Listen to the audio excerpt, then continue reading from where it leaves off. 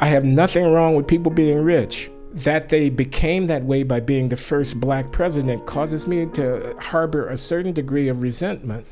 And the issue is not about the authenticity of the blackness. The issue is about the integrity of the life. When I look at somebody like Kamala Harris, I wonder, when you're feeling like she's not black, I wonder what her tension is within that dissonance as well, and to what degree she is kind of like leaning on an identity that she probably shouldn't, and to what degree it's authentic. I don't want to let go of the attachment that I feel to this fiction, which is my race. Is it really a fiction? I thought this book was insane, but it was basically making the argument that like black students would learn math better if they ran around more and did it more physically, and white students learn math a different way. I think math is math. If I've got a problem and I can phrase it in one way or another, and I think my kids will see it as more relevant if I phrase it this way rather than that, connecting with their lived experience, quote unquote, I have no problem with that. Hello, everybody, and welcome to another episode of Bridges Podcast. We are joined today by the one and only Glenn Lowry. Probably most people, I think, know your name at this point. What would you say you're most notable for? Being a black conservative. Interesting. All right. And then how long were you doing writing? Because you've got academic backgrounds, you've got a really comprehensive background. So tell us a little bit of what you've dabbled in to start us off. Oh, I should mention that I was the first African American to be a tenured professor of economics at Harvard. That's what would be the lead in my New York Times obituary. God forbid that it should ever be written. You don't think they'll lead with black conservative in your obituary? Yeah, they probably would, knowing them. But they should lead with PhD from MIT. MIT? Yeah, Oof. Stuff like that. I'm an academic economist by training and inclination, but I've become a public intellectual and pundit and commentator by opportunity and as fate would have it.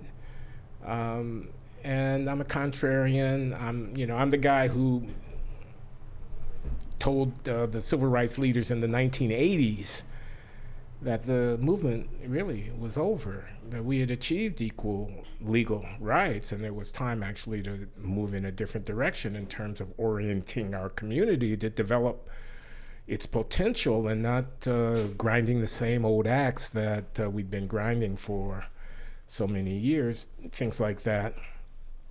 I'm the father of 5, grandfather of 6. I'm someone who can do equations and who can write a pretty good essay. There's not so many of us in the economics profession. Dang. So, when Stephen Dubner of Freakonomics interviewed me about my book, he said, I've never read anything from an economist quite like this. Was that the latest book that he was interviewing? That's the latest book, Late Admissions, my autobiography. And I was so happy to hear that from him, that he appreciated that there was a certain artistic inclination as well as a green eye shade kind of quantitative, analytical dimension. So I'm proud of that. Mm-hmm. When you look back at your tenure as a professor and whatnot, how have you seen the field of economics change over time? Like when you first got your PhD and you were launching into the industry, is it very similar in its makeup, or has it changed drastically? It's completely changed. How so? Well, we didn't have laptop computers and desktop packages of software that allowed you to do complex statistical calculation. To do an empirical study where you had numbers and data, when I was a graduate student in the early 1970s, you had to take a box of IBM cards that had been punched in with your program to the computer processing center, and the output would be tons of pages of printout that had columns of numbers and whatnot that you had to comb over and all of that. Now everybody has got all the powerful software at their disposal, and they can do pretty much what it would have taken an IBM mainframe computer to do at 1/100th of the cost and in 1/10 of the time. And it'll print pretty pictures for you almost automatically if that's what you want. So technology has changed. But the field has changed in other ways. you could make a living when I was a graduate student sitting in your office with a yellow pad, just thinking about stuff, writing down equations. I have a simple little mathematical model of something. You could produce an article, you could get it published in the journal, you could get tenure, you could get professional accolades and whatnot, being a theorist. And I was a theorist. That was my inclination. I was a math major as an undergraduate. I liked thinking things through. I liked puzzle solving.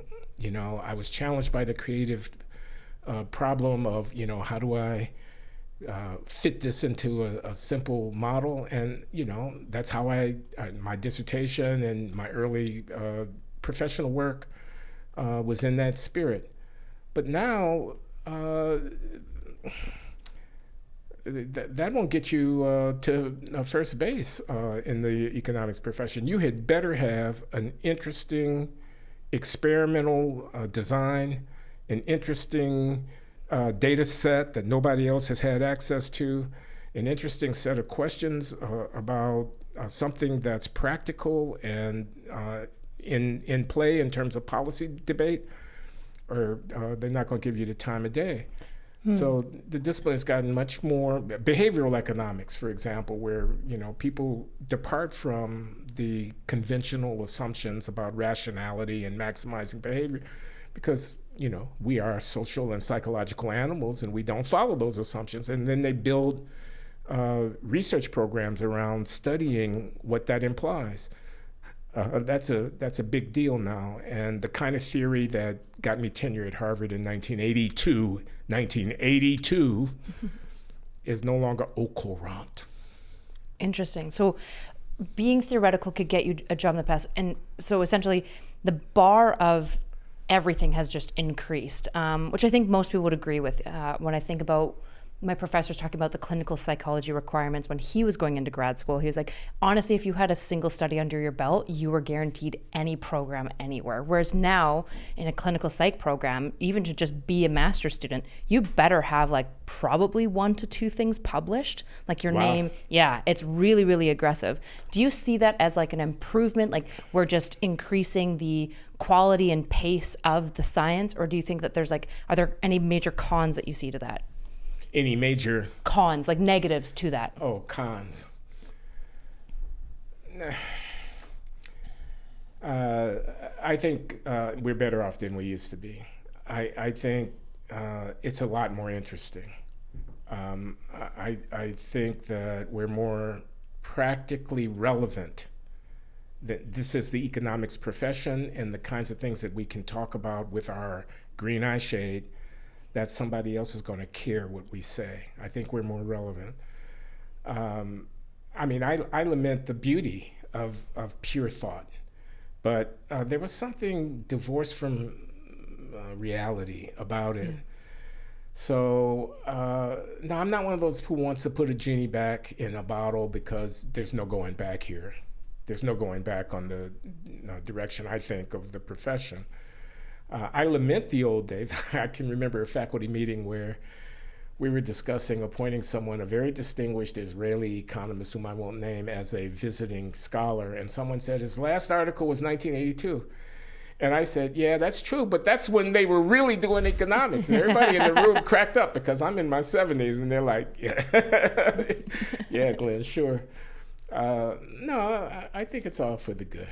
You think it's just a consequence of the field, or I guess any field maturing, and as the field matures, you kind of have to be more and more specialized to actually make any real headway in terms of having anything noteworthy to say.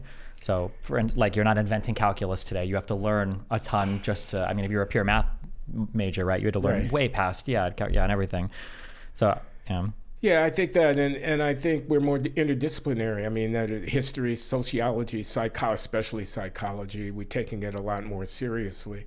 I think people are asking really interesting questions, about a lot of stuff, and there's more air in the room. It was arid, it was narrow. We were talking only to ourselves. So, yeah. For somebody that seems to have an appreciation for the applied aspect of economics, I'm curious, why did you gravitate more towards the pure theory versus an engineering side of things, or more of an applied side of things? Did you have like a special interest in econ or? Well, you kind of had to be there in the 1970s. I mean, economic theory was just intellectually exciting to me. I mean, there were really hard problems that were being solved with advanced mathematical technique. And as a math major, that intrigued me just purely for the math of it. But it was, for me, it was the 1970s. The 60s were still a living memory. And I didn't want to go into an ivory tower and just do, math.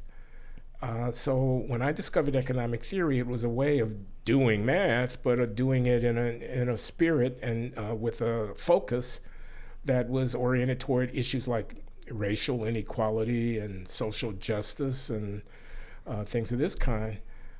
So I just found it intellectually very gratifying. How do you think you should balance social concerns with factual information?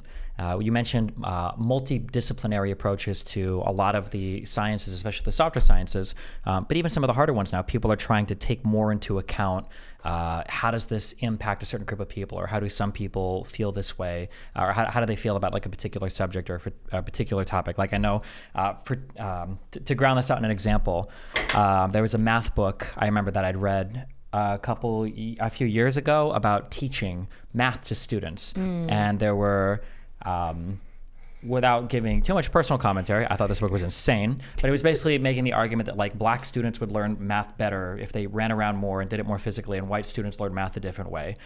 So this was a way of looking at math, but it loaded it a lot, obviously, with a different type of, I guess like a social dimension or a sociological dimension. Obviously, some amount of multidisciplinarianism is good in approaching your subject matter, but how do you draw the lines around like what's too much versus what's too little, I guess? Well, you gave an example, and I think that's a corruption that's abominable, frankly. I think math is math. If I've got a problem and I can phrase it in one way or another, and I think my kids will see it as more relevant if I phrase it this way rather than that, then phrase it in a way that's socially, legible to them. I mean, talk to them in terms that they can understand. Give examples that are connecting with their lived experience, quote unquote. I have no problem with that. But at bottom, it's all free of the political content if we're talking about math or medicine or whatever. And I distrust the inclination of people to try to balance a scale of social justice by fooling around with the content of their pedagogy or of their scientific investigation. I mean, the equation is the equation. 2 + 2 is 4. That's a transcultural, transhistorical truth, not a statement about white supremacy. Ooh, okay. I'm so curious your thoughts on this. I've recently been looking a lot into have you read any of the criticisms of like quantitative analysis? Like the obvious kind of pop ones would be like p-hacking and stuff like that, but specifically criticisms about like large quantitative studies and how they, especially when studying like human phenomenon, necessarily leads to massive oversight of like unique kind of like, if you've got a distribution in a quantitative study, sometimes we should probably actually be looking at these outlying numbers. Like the case study should be more higher prioritized. And there's a whole kind of interesting like scientific push within psychology. It's kind of like it's a pretty small camp right now that's being like, we are overdone on quantitative. We are aggregating stuff too much. People are not aggregated. And this is why, for example, psychology, like personality psych is exceptionally unpredictive, right? We can kind of coalesce people into like personality types, but you can't really predict anyone's behavior in the next like 10 years on their personality type by and large. You can get like some of it correct. Do you feel like economics suffers a similar issue where it's like too quantitative and not like improving its own qualitative style of studies? I don't know much about economics and its use of quant versus qualitative. Does that question make sense, or am I being too broad right now? I think I understand the question. and I don't know anything about psychology, so don't start me to lying, as my grandmother would say.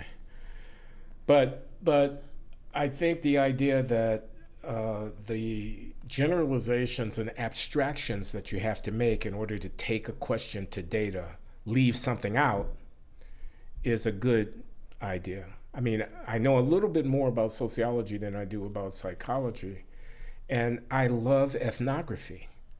I love the thick description. Could you describe for us what an ethnography is for those? Yeah, an ethnographer, one of my favorites is Elijah Anderson, who's a professor at Yale, formerly at the University of Pennsylvania, who has books out there like Streetwise or like Code of the Streets, in which he spends a lot of time walking around Philadelphia, talking to people, black people, white people, around the University of Pennsylvania neighborhoods, around some of the quote unquote ghetto neighborhoods. And, you know, he's interested in how people navigate those spaces. This is Elijah Anderson. He's one guy. He's a case of the general point that I'm trying to make. The point I'm trying to make is that there's information in the descriptive accounts of how people manage, in this case, urban life. This is Elijah Anderson. This is one example. You could give other examples of ethnography. Ethnography is social description based upon the investigators' close encounters with subjects of the study and rendering in their own voices, describing in their own words what their reality is like and how they see things. Doing it, though, with a discipline, an intellectual discipline where you're trying to take those data, the descriptive accounts of the social experience of individuals, and draw some broader conclusions. And this is an anthropological / sociological field of inquiry. And I think they know some stuff that you can't fit into a model. And, you know, I think you do yourself a favor by listening to them and thinking about it, even if you know at the end of the day that your investigation is going to be a quantitative and statistical assessment. You know, there are a lot of degrees of freedom, or what we call, you know, degrees of latitude, where you can specify your study this way or that, where you can ask this question or that. And the choice that one makes about how to frame the investigation is not purely a scientific decision, purely a quantitative decision. So it does one, I mean, for example, let me just be concrete. Suppose I wanted to study the cops, like my friend and former student Roland Fryer, the economist at Harvard, who has built a great career for himself. I've known him since he was a graduate student, and, you know, he studies, amongst other things, police use of force and violence and whatnot. And the question is, one of the key questions is, are blacks subject to a discriminatory application of police force in the prosecution of law enforcement activities in American cities? And he's looked into that. I won't go on too long about this, but just to say, and so you need data. You need surveys of populations about their encounters with police officers. You need reports from local police departments about the cases that they prosecuted and when did a police officer discharge his or her weapon or use a taser, things of this kind. You need data to do this. But you also need context. You need to frame the investigation. So Roland spent some time, he's become famous for some of his work, riding around in cop cars with police officers at 1 o'clock in the morning, seeing what they have to deal with. Mm-hmm. Call comes in, gunshots are heard in the corner of 13th and Boulevard. The cop has to go there. The cop doesn't know what's going on. His life is at stake. He gets out, he has decisions to make in a split second, things of this kind. I go on too long about this. I'm just using this as an example of how the ultimate quantitative study published in the Journal of Political Economy on the racial bias and the police use of force was grounded in this case, in this example, an investigator who had a broad sense of the terrain that was being described in the data and could ask the right questions of the data, this kind of thing. So I don't think there's any substitute for rigor. If you're going to make a statement about causality, if we do this, that will happen. I don't think there's any substitute for rigor when you have a complex data set that needs to be dissected and analyzed. That's a scientific enterprise. Mm-hmm. But the questions you ask, that depends upon judgment about what's important and a sense of the contour of things. And there, I think, thick description and a kind of,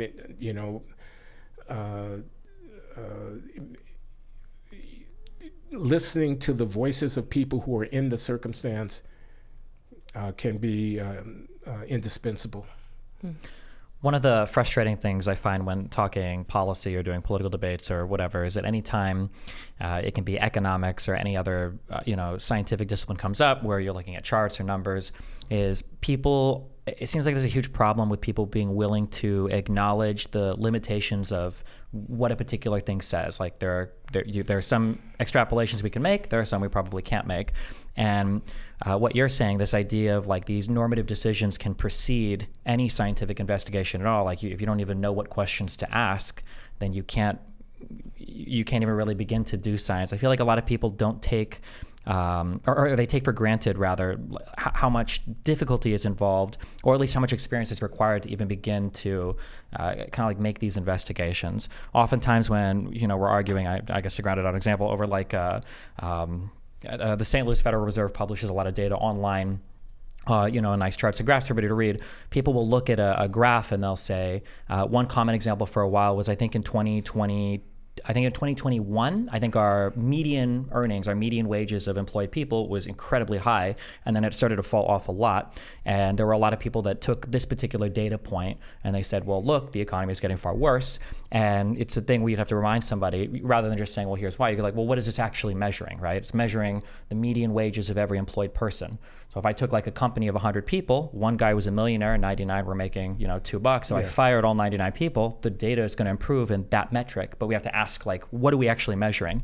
And people's inability to grapple with like what a chart says or what data says, or this kind of like basic, I don't even want to say statistical literacy, because I think it's simpler than that. It's very, very, very frustrating, at least in my mind.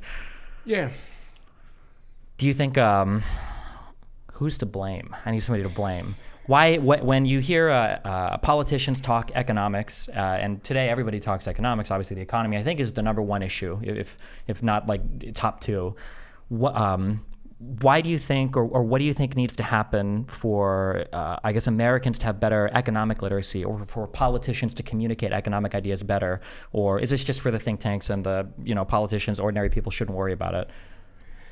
Well, I think there's a literacy question here. Just like people want you to know, if you're an intelligent, well-educated American, what the Constitution says, what are the three branches of government, what's the Bill of Rights or whatever. I think there's some basic things that people should know, like there's no free lunch. Just because the government prints money doesn't mean it made anything that anybody can use, and things like that. There's kind of water flows downhill points, arbitrage. You can't have goods selling at different prices in different places because people will buy low and sell high, and they'll compete the difference away. Things of this kind. Opportunity costs. Nothing is free. You do something, it's necessarily at the expense of not having done something else, et cetera. There are literacy, economic literacy things, which I think basic educational programs should ensure that kids know. But politicians, I don't take them seriously when they talk about economics. It's all a kind of public relations thing. There's something now called Kamalanomics, which is the economics of Kamala Harris. Bidenomics, the economics of Joseph Biden. This is Madison Avenue advertising. This is selling. This is a kind of appeal to emotion. This is not, a kind of serious analysis. So I view with a great, and by the way, I don't mean to be partisan in this. People who tell you we're going to cut taxes and we're going to grow the economy, or a guy, his name is Donald Trump, who says, I want to keep those Chinese from stealing our jobs, and decides to put up a tariff wall that will have complicated consequences, most of which will be borne by American consumers, not by Chinese producers. So when I hear politicians talk about economics, I'm holding my wallet. I'm on guard because I know that they're snowing me. On the other hand, I have a friend, a good friend. I talked with him recently at my podcast about economic policy. His name is Loury, and he's an economist. Green eye shade. He's got the answer to everything. He says, we economists know about how to solve these problems. And I say, yeah. He wants to cut Social Security. He wants to actually completely redo Social Security. He could be right. I'm not going to go into the details, but his bottom line is the program is bankrupt. It's a Ponzi scheme. It depends upon young people working, paying taxes into a fund, which then is handed out to older people who have been promised. And the promises exceed the fiscal capacity of future generations of young people to keep. The system is running aground, and he's got a number. It's trillions in which it's in deficit. He says, here, let's do the following. Let's redo it. And then he has a plan. I'm not going to tell you what the plan is because it's irrelevant. Why is it irrelevant? Because politically... Because any politician who comes out and says, I have a plan about Social Security... Yeah, we're going to cut it all off and redo it. They'll be chopped off at the knees. They will be made into political history because it's a very delicate problem of persuading the country to think differently about our obligations to one another than we now think. I'm in my 70s. I got it coming. I've been paying into the system all my life. You're going to mess with my benefits?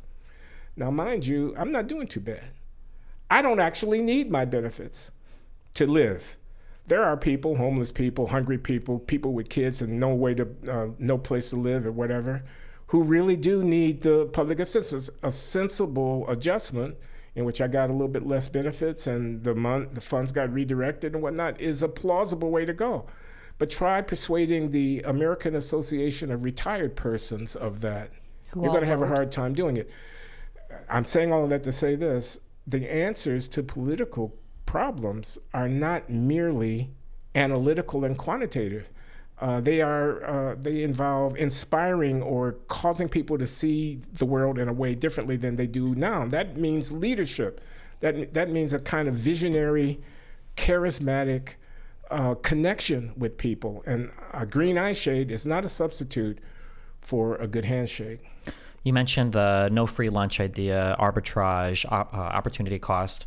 What do you think are a couple of macro, larger economic ideas that you wish, if you could snap your fingers and everyone in the U.S. just stops believing in this thing? What are a couple things that are really frustrating to you? Why do people still think this is a good idea or a good policy?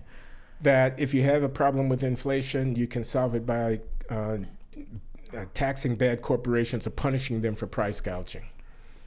That's one idea, because inflation, in my understanding, is a monetary phenomenon. Inflation comes about because too many dollars are chasing too few goods, and the price of goods goes up to balance the equation. So if you run deficits, as we've been running trillion-dollar deficits year in and year out, and you have the Federal Reserve covering the government's deficits by, in effect, printing money, you're going to get inflation. The idea that that's the result of a culprit who is taking advantage of their corporate power to punish the working class, middle class, is a bad idea. Again, there's no free lunch. You might go back to the root sources of the inflation, which was that you decided you wanted to float people's sinking boats during a pandemic, and you didn't want to raise their taxes, and so you ran a deficit in your fiscal accounts. This kind of thing. I could go further. I said inflation, but I could also talk about the general problem of taxes. Billionaires. We're going to make billionaires pay their fair share. I'm for that. I don't want to be misunderstood. I'm okay with that. I'm okay with billionaires paying their fair share. What I know is that if you want to solve the deficit problem, it's going to require the middle class to pony up. not just the rich fat cats. I see the political attraction of making billionaires into bad guys, corporations. I'm going on too long about this, I know, but the idea... No, you're absolutely... I go very, very, very deep in all this. So. I know he's really interested. So corporations are nothing but legal fictions. They are a nexus of contracts. You have the owners of capital. You have the suppliers of services. You have the customers. You have the employees. The corporation is the legal entity that brings all of these different factors and participants together into economic intercourse. Goods get produced, they get marketed, they get sold, they get consumed. The corporation is not the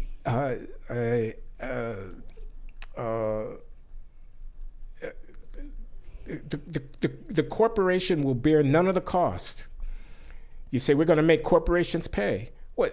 The corporation is just this set of contractual relationships. The corporation, quote unquote, is not going to pay. The workers of the corporation are going to pay. The consumers of the corporation are going to pay.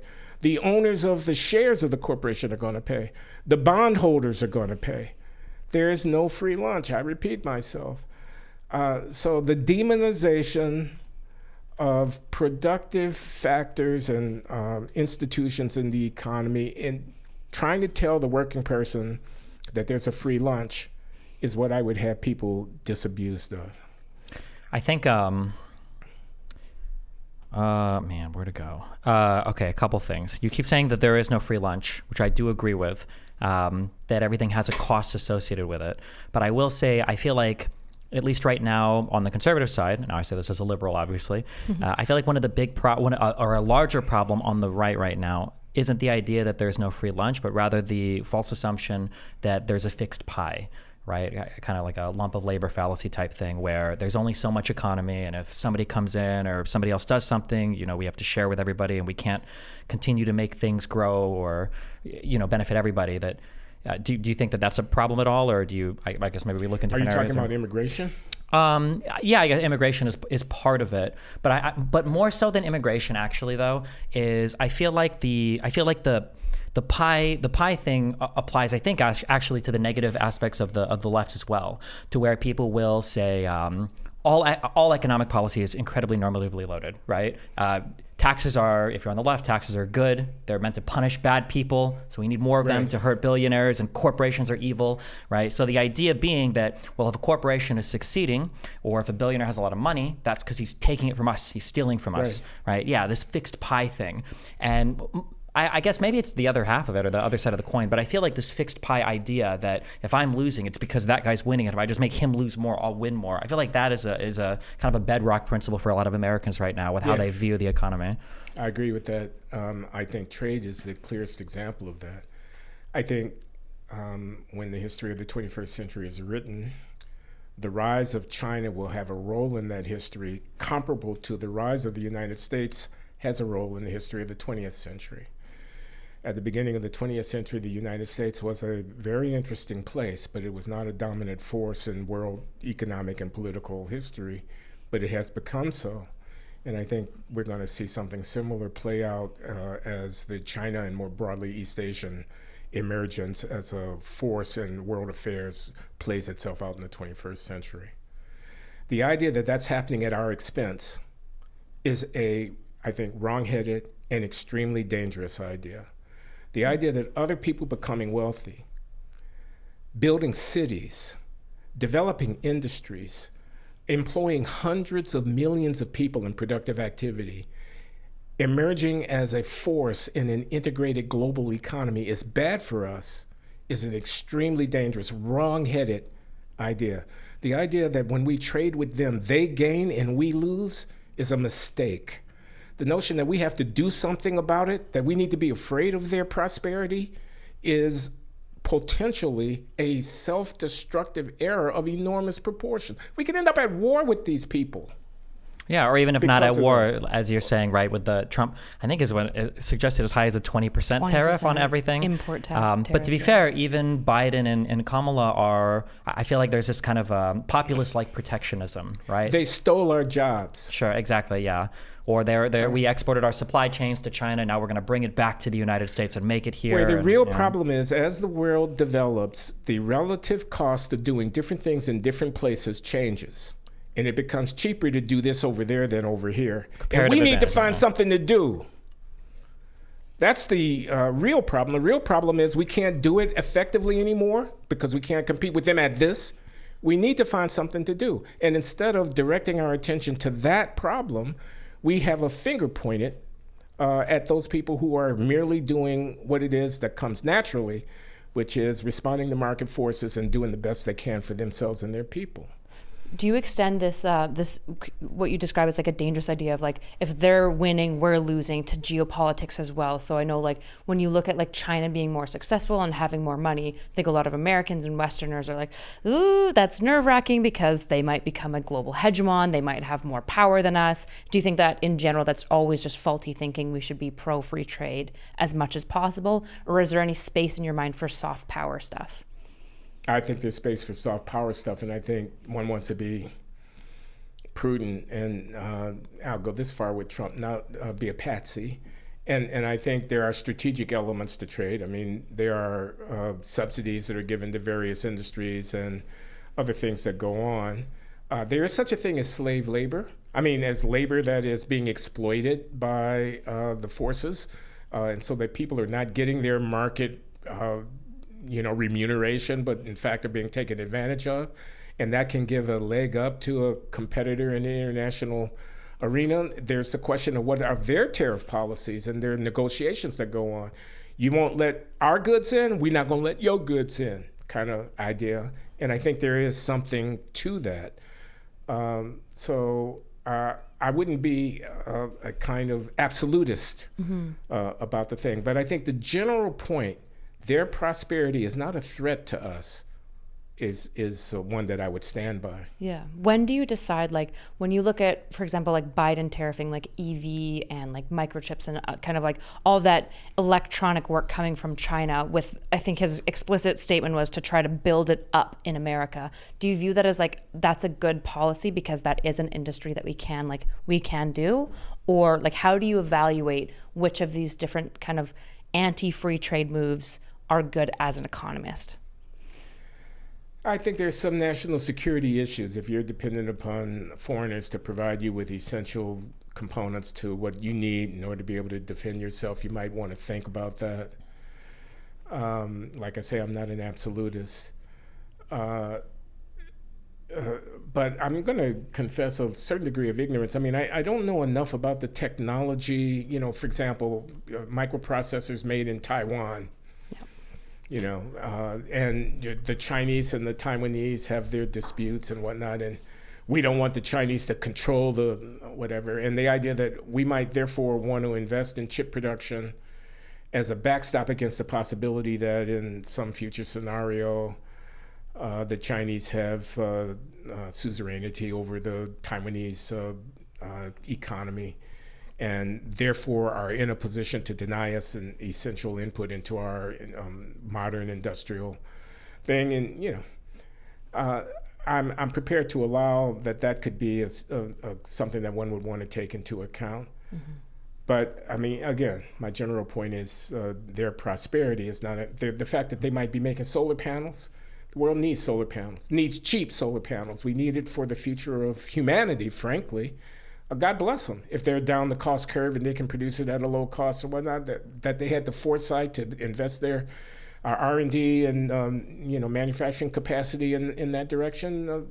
That's all for the good. Yeah, I don't think anything is like necessarily good or bad per se when it comes to tariffs or protectionism or anything, insofar as it being all good or all bad.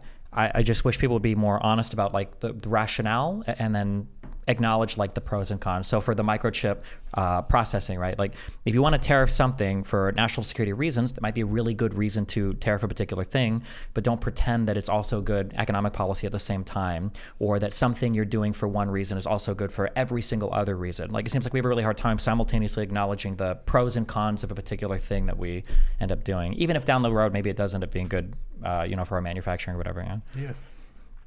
Do you have another question? Are we about to No, go for it. Okay, so with that, I guess I'm still trying to like wrestle through basically how you decide that. It's interesting. I've noticed this theme when we bring on like military guys, for example, and I go into You bring on military guys? We do, I know. Oh, that's cool. Yeah, it is cool. It's fascinating, actually. Highly recommend a lot of them, Chris Cappy and Ryan Macbeth.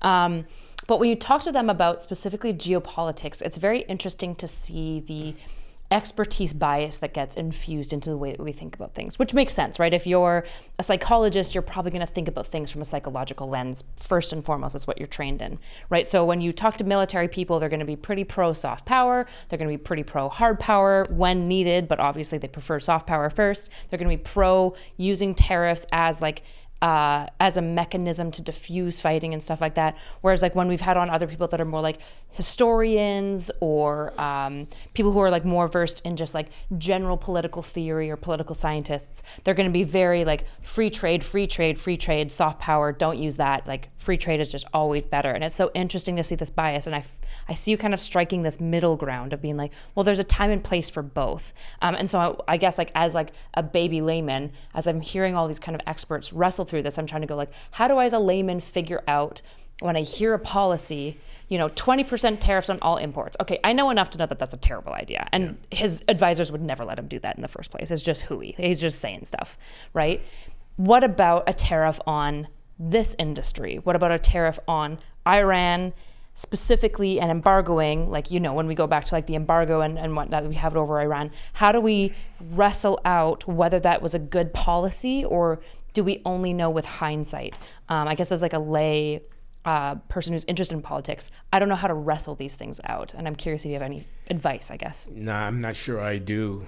I mean, I think you need wisdom. I mean, this is going to be platitudes that I'm about to say, okay? You have to balance a lot of different incommensurable goals and whatnot. You have to have a vision, I think I like Larry Summers sometimes. Larry Summers, the economist, former secretary of the Treasury, former president of Harvard University, very distinguished economist. And I don't like him sometimes. But when he says we need economists on tap, but not on top, I think he's put his finger on something important, which is the analytical cost benefit, if you do this, that will happen piece is an important input into decision making, but it is in and of itself insufficient for decision making because you need a vision. You need a way of taking all of the factors into account and saying, let's go this way rather than that. I mean, the metaphor might be we're at a fork in the road. Which direction do we take? We have data, we have our experience, and we have our intuition.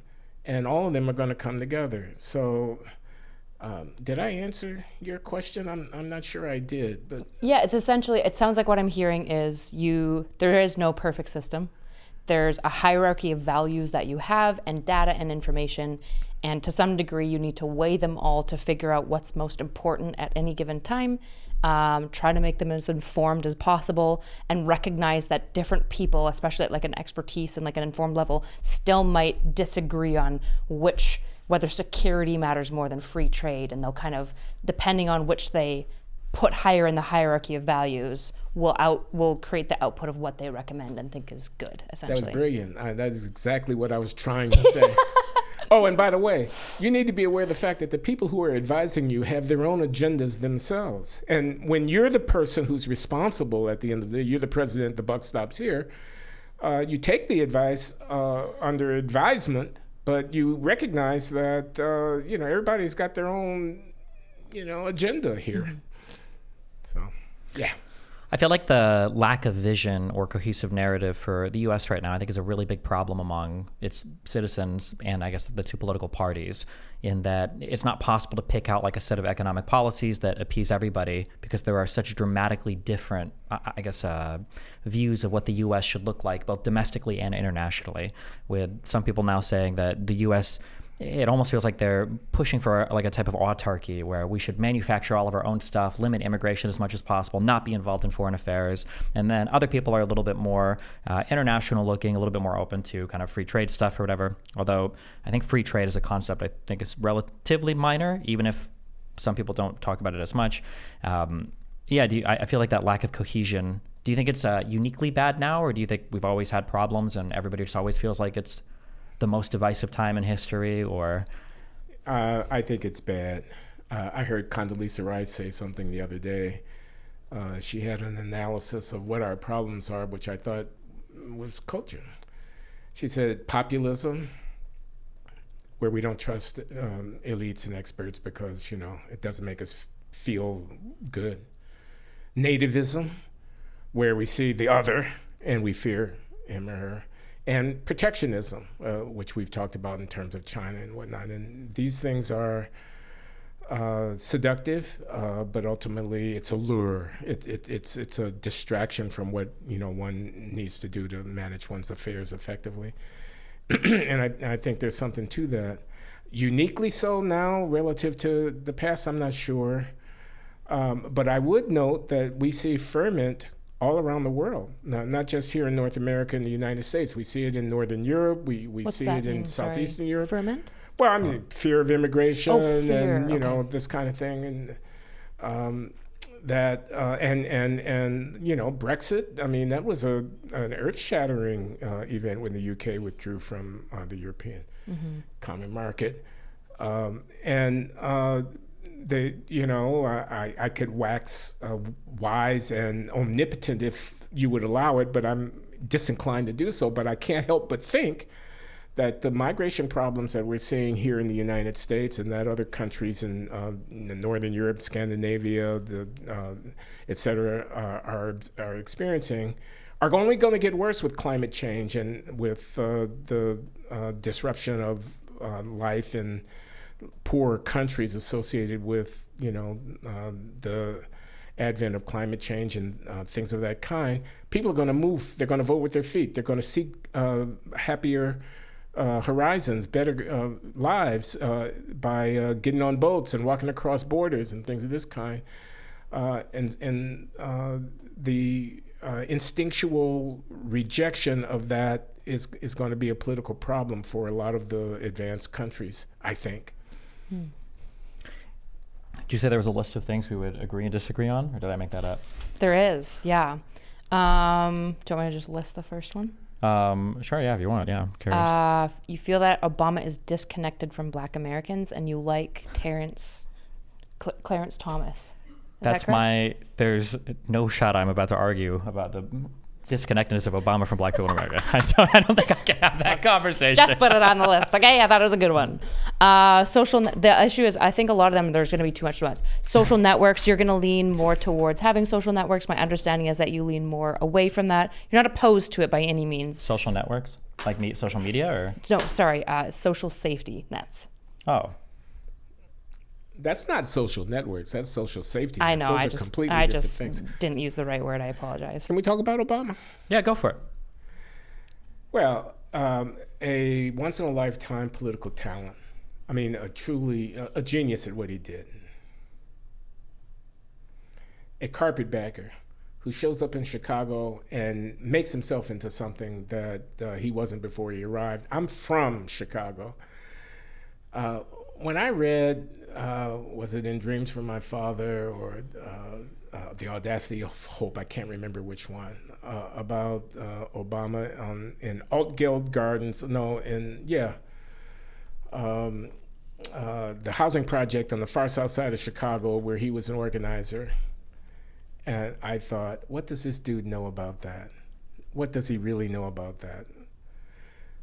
When the Jeremiah Wright controversy emerged during the 2008 campaign, this was the radical preacher at the church with the video the clips Trinity of the United Church of goddamn Christ America, that Obama and Michelle Obama attended from the very first day of their marriage and brought their children in. I think Jeremiah Wright might have baptized their kids.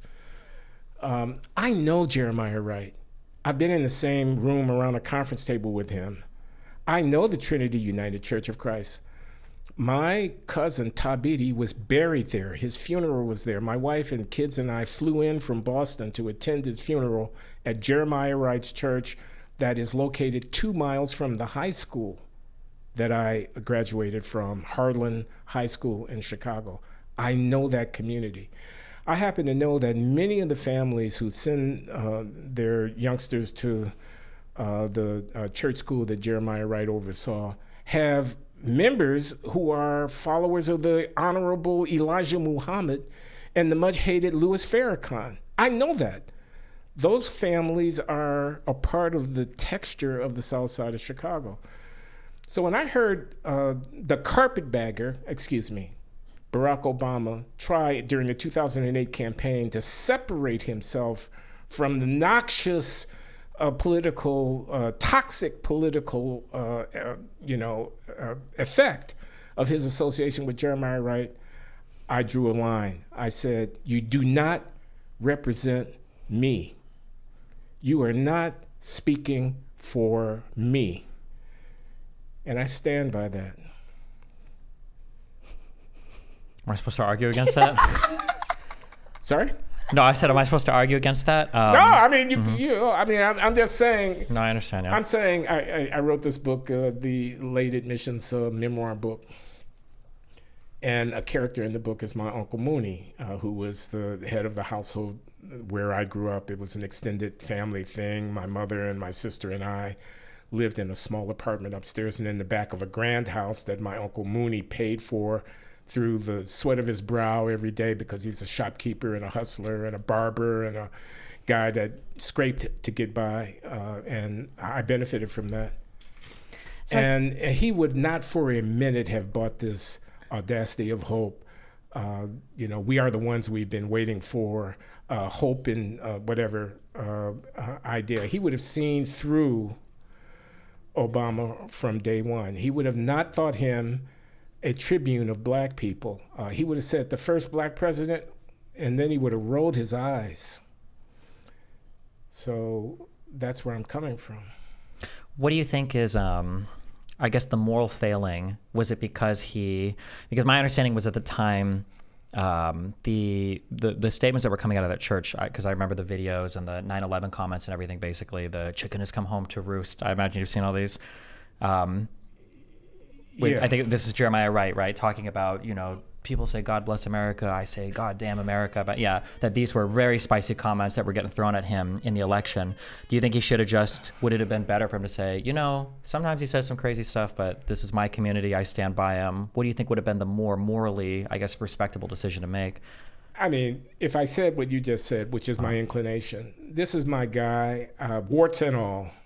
You have to understand it's complicated. I mean, you can't expect that the culture of the South Side of Chicago after 100 years of post-emancipation suppression of African Americans, of discrimination, redlining, racism, Mayor Richard J. Daley, the cops, that it's going to be pretty. The Elijah Muhammad, Louis Farrakhan shtick doesn't come from nowhere. It emerges out of American history. You needed to have been there in 1920 and 1950 in Chicago to understand why this stuff would be popular. I mean, he could have said it. That would have been honest, but it would have been a political fiasco for him. He would have gotten buried by, and John McCain would have become president in 2008. And I'm not necessarily saying that would have been a good thing. So he was pragmatic. He did what he needed to do, and that was part of his political talent, the willingness to do what one needs to do. So I'm responding by saying, I think while I am less than enamored of the performance that he rendered in that campaign, because I thought it was inauthentic in the extreme, I am pragmatic enough to recognize that that or something like that was going to be necessary for anybody who was going to actually win. And of course, it's not just goddamn America. It's Jeremiah Wright's view on the Middle East that is a problem for Barack Obama in 2008.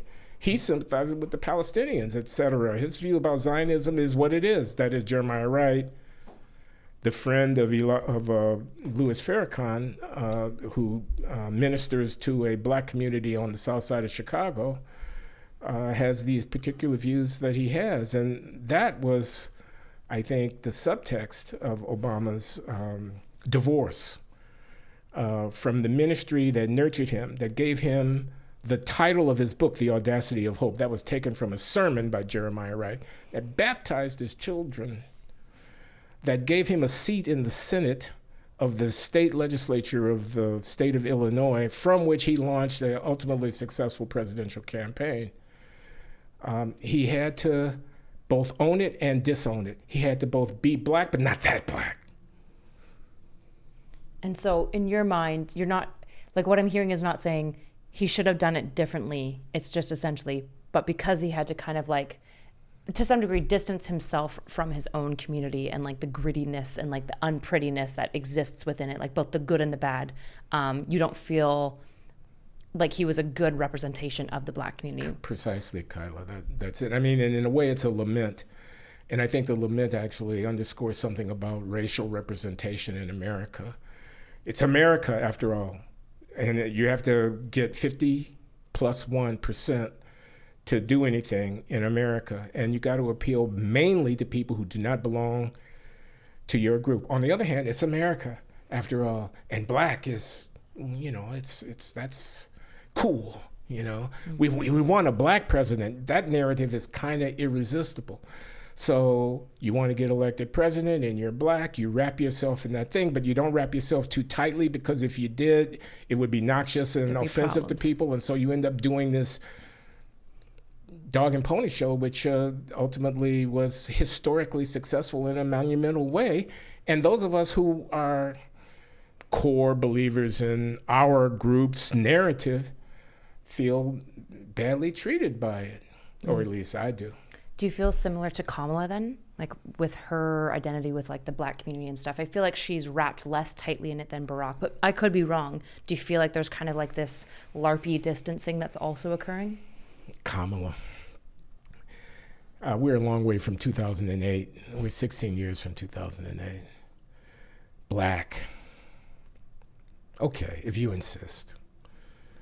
I mean, as I tell my students at Brown when we talk about this kind of thing, she has chosen to be black. We should let her choose to be black. And then I asked them, should we have allowed Rachel Dolezal to choose to be black? Rachel Dolezal, if anyone needs to know, was the white woman who thought of herself as being black and who fancied and fashioned her biography and her, you know, resume and her hairstyle and I don't know, her skin tone or whatever to try to quote unquote pass for black. So, I mean, I don't want to be too partisan here. You can be as partisan as you want. You can be as partisan as you want. He's hoping for it, all right? No, I'm okay. I just trying to. I don't argue too much on this show. Okay. Kamala Harris' father, Donald Harris. I know he's an economist.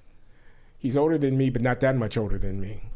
When I was on the job market in 1976, that's almost a half century ago, when I flew out to Palo Alto to be interviewed by people at Stanford, he was on the hiring committee.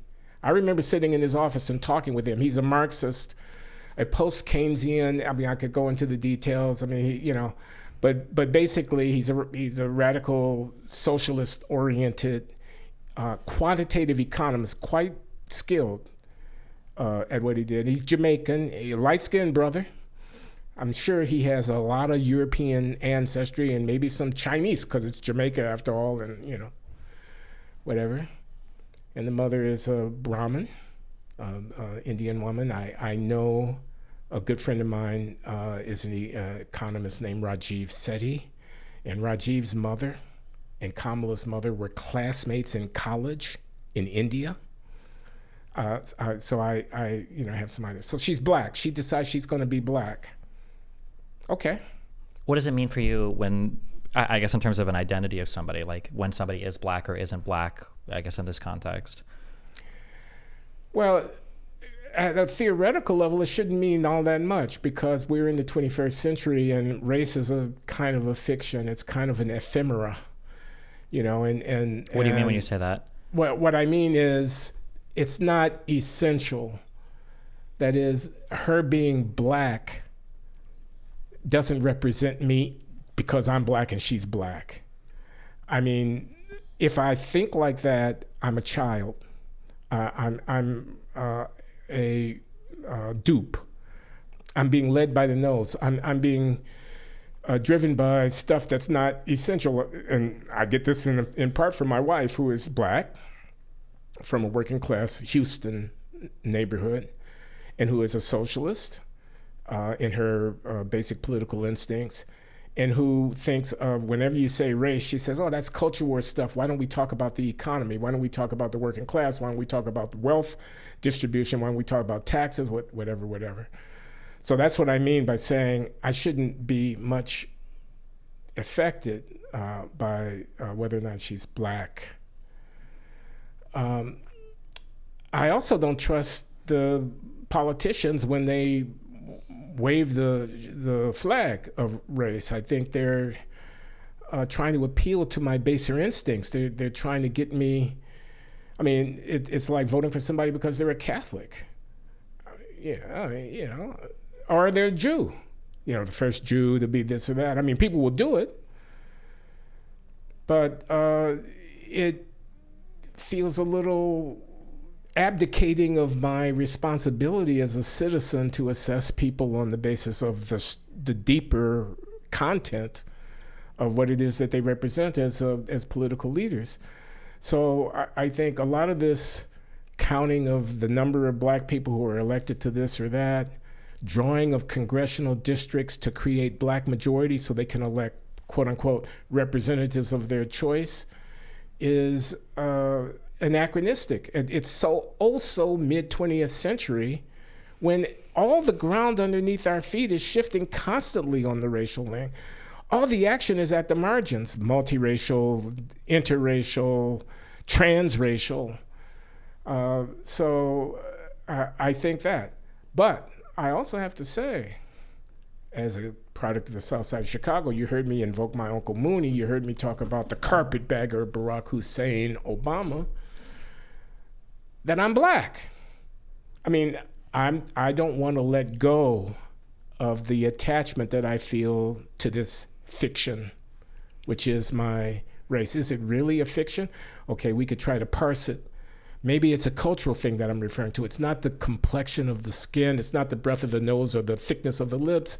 It's that I like a certain kind of barbecue and that Muddy Waters really moves me. And so does John Coltrane and Charles Mingus move me, and that I'm black because I have a certain narrative, because the story about the slaves that's told in Percival Everett's new book about Huckleberry Finn moves me, because when I read it and I think about the travail of slavery, it's like personal to me, and I identify with it because I see myself as a black intellectual, because I choose to apply my talents to an analysis and an exposition of the problems confronting black people, my people. I think of them as my people, and I don't want to let go of that, even though I know at the end of the day, that's so 20th century.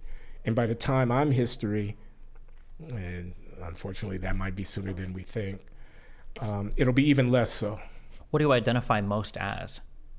Do you think of yourself as an American, as a person from Chicago, as an African American, as a black guy, as a conservative, as a, what is the, yeah?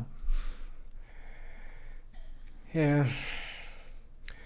Well, I have an answer. I mean, I have a pat answer. I think of myself as an American. I've transcended, Tolstoy is mine. That's one of my signature lines. Einstein is mine. In other words, the inheritance of the Western tradition is mine. I am a man of the West. Maybe that's my answer. Maybe my answer is that I am a man of the West, that I am a modern man in the American context who has been developed and educated in the culture of the West. That's all I know. The only language I speak with fluency is English. The history that I've read is the history that we know of the West. I'm not a Muslim. I'm not an Easterner. I'm not an African.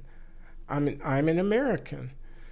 And I have a essay out there called The Case for Black Patriotism, in which I start off by saying, we're not Africans, we're Americans. Our inheritance is mainly birthright citizenship in this great republic. We need to be figuring out at the table with the rest of our compatriots about what it is that we, and then when I say the we, the antecedent is not complicated. The antecedent is we Americans are going to do. On the other hand, nationalism is not the highest value. I am an American, but I'm also a human being. I look around the world, I see the stuff that's happening. I identify as I do as a human being with the sufferings and the travails and challenges that other human beings confront. So I don't think I answered you directly. I'm an American. I'm a modern American. I'm a Western person. I don't seek to be alienated from the civilization that has nurtured me. I want to embrace that civilization. I notice when we're describing this, I'm noticing this interesting dissonance. And it seems like you're quite comfortable kind of existing within the dissonance, which is, on one hand, when I said, this is Glenn Lowry, what do people best know you as? You said a black conservative, right? Which is a very racialized, in-your-face kind of thing. And you said that would be my epithet.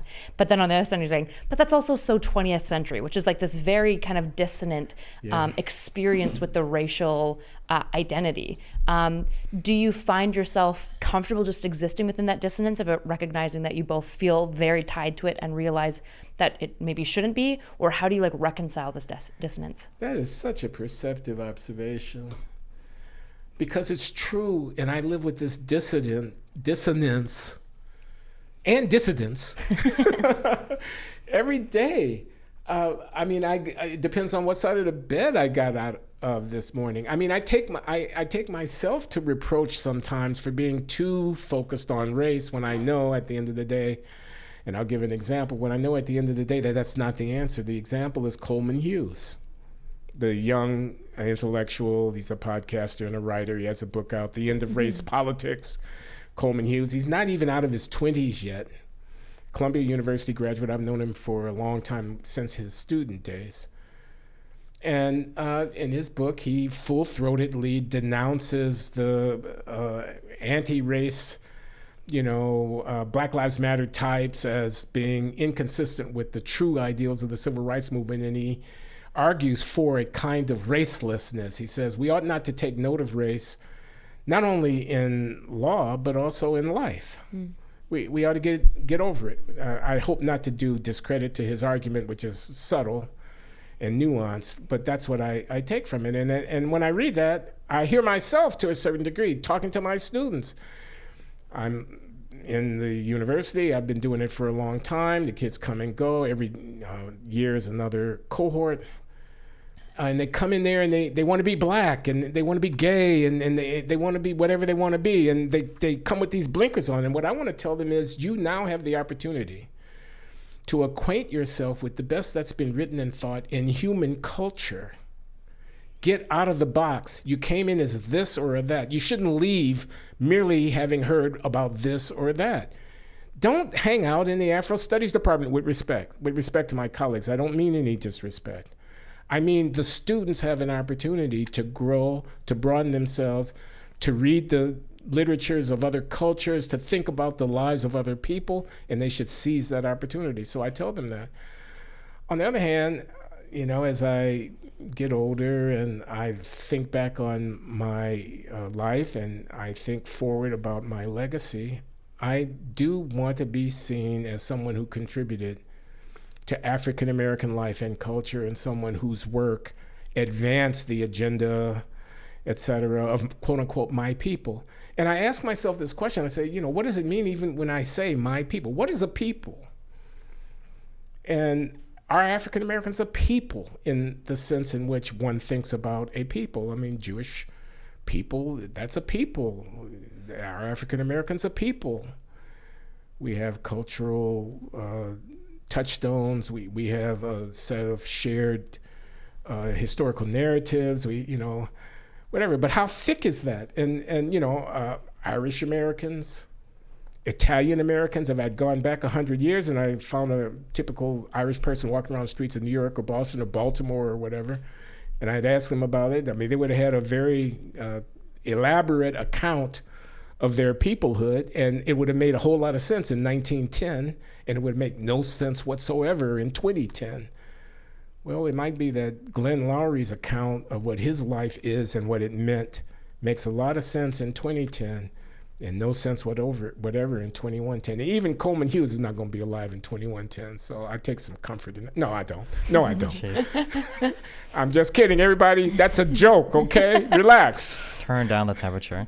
When I feel so as a white guy, there's not much that I've ever thought about in regards to my race or gender. Just as kind of like the default, you just are, right? So if I do something bad, I'm never portraying white people negatively. If I do something stupid or I mess something up, I'm not like portraying men negatively. I'm just kind of like the default for the United States at least. When I listen to, because I do a lot of race exploration or a lot of racial issues, obviously the George Floyd riots and everything, and I've got other Black content creators, African American and Black immigrant content creators Terrific. That are obviously bring wildly different perspectives. One of the challenging things that I feel like I see is whenever I'm talking to somebody who is Black and they have there's these competing ideas of where I would like to be an individual. I don't want to see race as being like an essential part of who I am, but also it has had a heavy impact on me. It feels like there is this, it feels like if you're thinking of a world where race doesn't matter, I feel like we view our identities as these internal things where if it doesn't matter to me, it doesn't matter.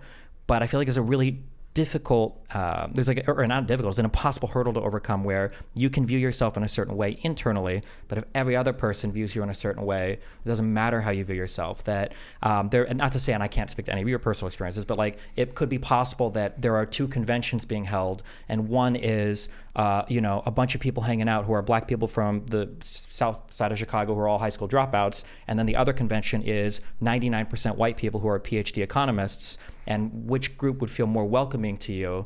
I feel like these are like, there's a lot of external validation of race or external reinforcement of like the race somebody is, so that no matter how much you might want to think that I'm not white, I'm not Black, I'm not whatever, if everybody else doesn't buy into the same type of idea that you do, you could never truly kind of escape it, is I guess the feeling I get. And then it feels like there's a lot of internal and external struggle over, what does that even mean, or how should you live, or what should you do? I don't know if you get emails from people that watch you or anything, but yeah. I've had Black friends tell me things like, sometimes I want to be above the race, or I don't want to think about this. But then you get emails from Black fans who are like, I love that you do this particular thing. There's not very many other Black creators in this space. And it's like, well, how can I not? Yeah. Oh, no, I get those emails, and you put your finger on something I think that's really a deeply important truth, which is that we don't control the racial thing. It's not something you can decide. It's a convention. In my book, The Anatomy of Racial Inequality, Harvard University Press, 2002 is the original version. What's the IBN or publishing number? I know.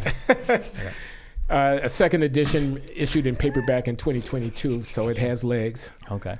But I say race is a social convention, and it's this thing where marks on human bodies come to have social significance. They don't have to intrinsically be of any meaningful importance. If people think they're important, that's enough.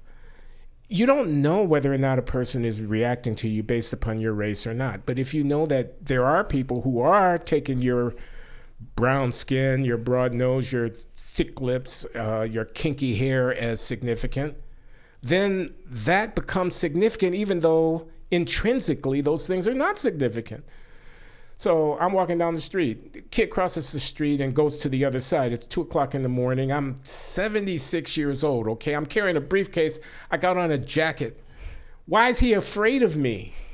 Okay? I walk into a store. The attendant doesn't attend to me, and it's obvious that I'm a customer looking to shop. I want to buy a watch. I want to buy a pair of slacks. He thinks I'm not going to spend any money, or he thinks I'm going to shoplift or whatever. Why is he doing that? The cop pulls me over. He comes with his hand on his holster to the side of my vehicle and asks me to put my hands on the steering wheel. Again, I'm 76 years old. I got a PhD in economics from MIT. I got a briefcase on the front seat. The New York Times is visible. And yet he's treating me like I'm a thug or I'm a criminal. I have to take that into account. I get hardened from such experiences. I begin to anticipate that they're likely to happen to me. I begin to ask myself when this or that affront, which is the commonplace of social existence, affronts, rudeness, people who don't recognize you for who you are, occurs to me. When I went to the National Press Club for the event, and when the receptionist didn't see that I was, a person who was an important participant, but rather treated me like I was an attendant. Did they do it because I'm black? I don't know whether that is yes or no, and I live that life. Of course I'm black. But my blackness could be, in an alternative universe, completely meaningless, like my shoe size or whatever. Would that we were in such an alternative universe? How do we get to such an alternative universe? I think all that to say, wrapping around to the thing that started this tangent off for Kamala Harris, I think one of the things that bothers me the most is I know there's a big chunk of people that are very eager to carry that Kamala Harris isn't black narrative, at least in the online space, but these are the exact same type of people that would call her an N-word. And I'm like, geez, it's kind of convenient that you can have both worlds where you can discount her race in this sense, but like when it really comes down to it, you're going to disparage her or attack her like she's just any other black person you'd see. Yeah. Like I said, she has chosen to be black. She could have chosen otherwise. Do we honor her choice? She went to Howard University. She joined the Alpha Kappa Alpha sorority, which is I almost said notorious. A famous black women's social organization. She has cultivated her, I'm not going to rehearse the whole argument. She can choose to be black if she wants to. I'm okay with that. What does that mean is another thing altogether. Is she a tribune of my people? No, I wouldn't put it that way at all. I would rather discount the meaning of first black woman president than disparage her personally for a set of identity choices that she's made. But I would stress they're choices. She could have chosen differently. Should I resent her? I'll tell you a story. Growing up, and I tell the story in my book, I have a friend named Woody. He's my best friend as a kid coming up. And he's a very light-skinned guy. He could pass for white without trying. But he's black because, well, it's a long story. You have to read the book. But the basic idea is his parents are both Negro people in the classical one-drop rule sense that they had African-American ancestors, and were that known to anybody, they would be thought of as being black, both of his parents, and yet they were both very fair of skin color and so on. And so his whole family was passing for white in the neighborhood that I grew up in. I say passing for white in the sense that they were allowing other people to think that they were white. They were not disclosing their connection to the black people. Anyway,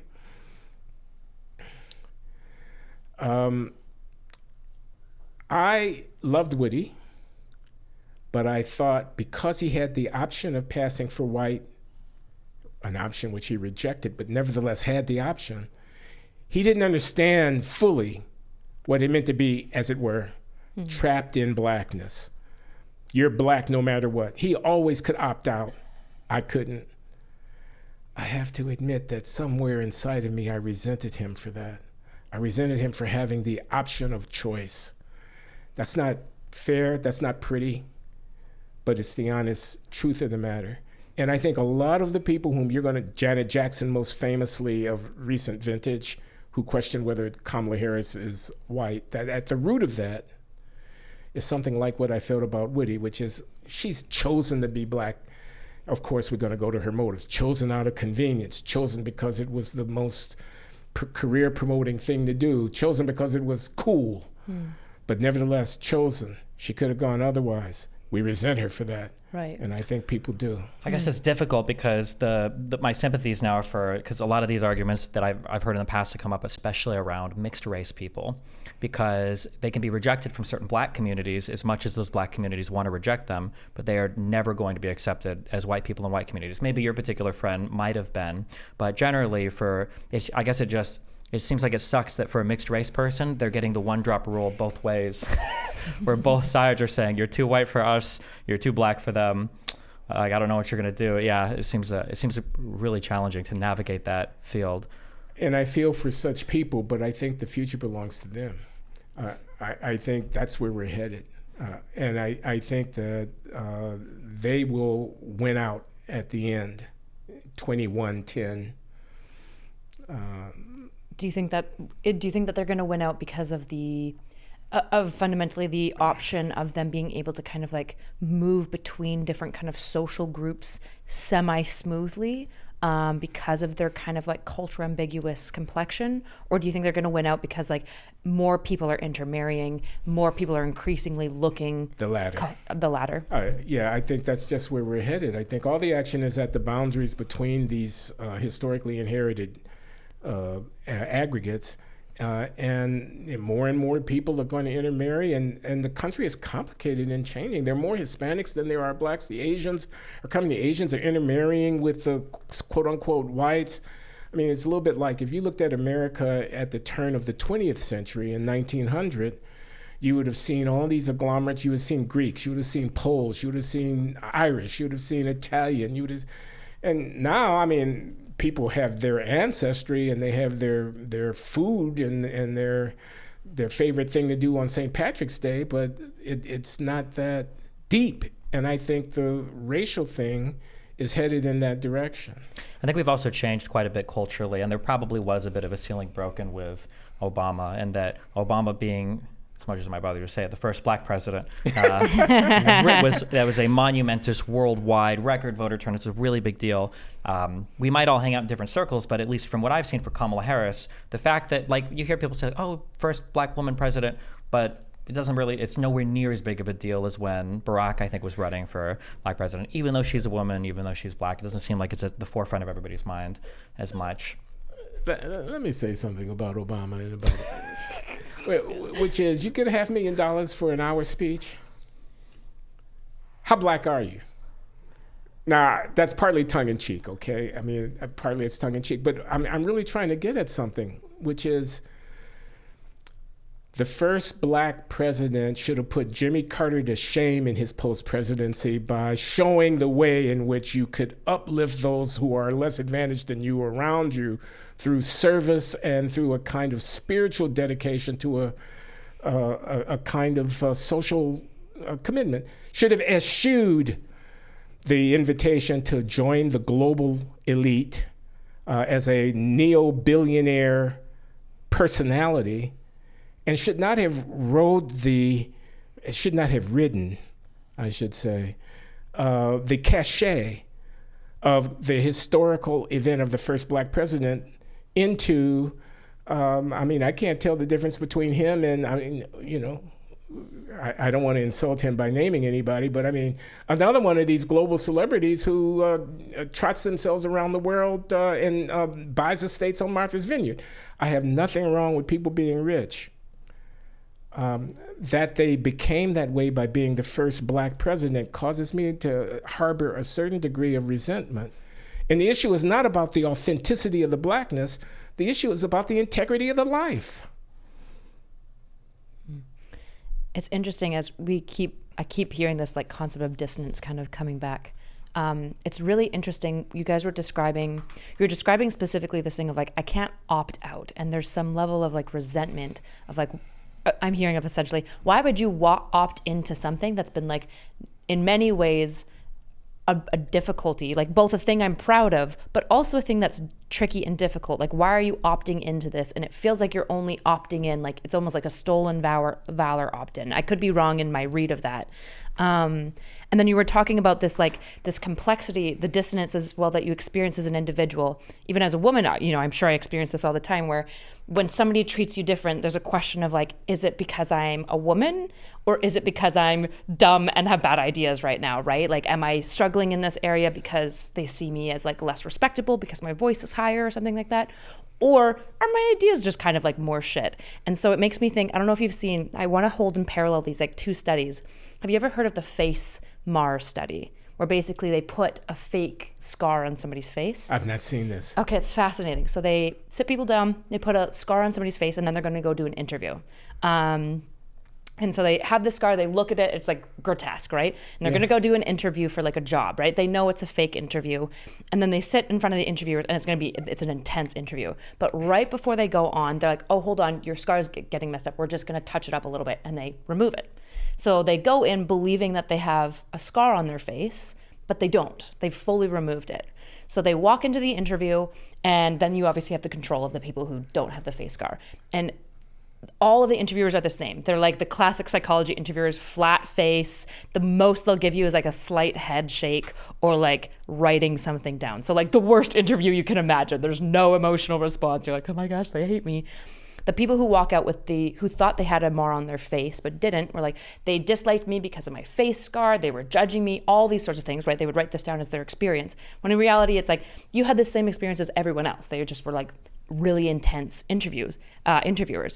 And I want to hold that in juxtaposition to, I think you shared this study with me, which was looking at cop pullovers of Black versus white Americans, and it controlled for daylight savings time, because they found that like at nighttime, when you can't see the color of the skin of the driver, the question was, would they be pulling over Black drivers more often than white drivers? And I think it was a data set of 100 million police stops. I think it was published in Nature. And it was, if I could be wrong, my understanding is that during the daytime, the Black drivers were pulled over Slightly more, depending on what you measure. and then Slightly at night, more? and then at nighttime it balanced out, I've right? heard about this. And so it's like this weird juxtaposition of both like you fixating on the thing that creates an otherness for you, the part that sets you apart from the dominant cultural hegemon, which is like white male, essentially.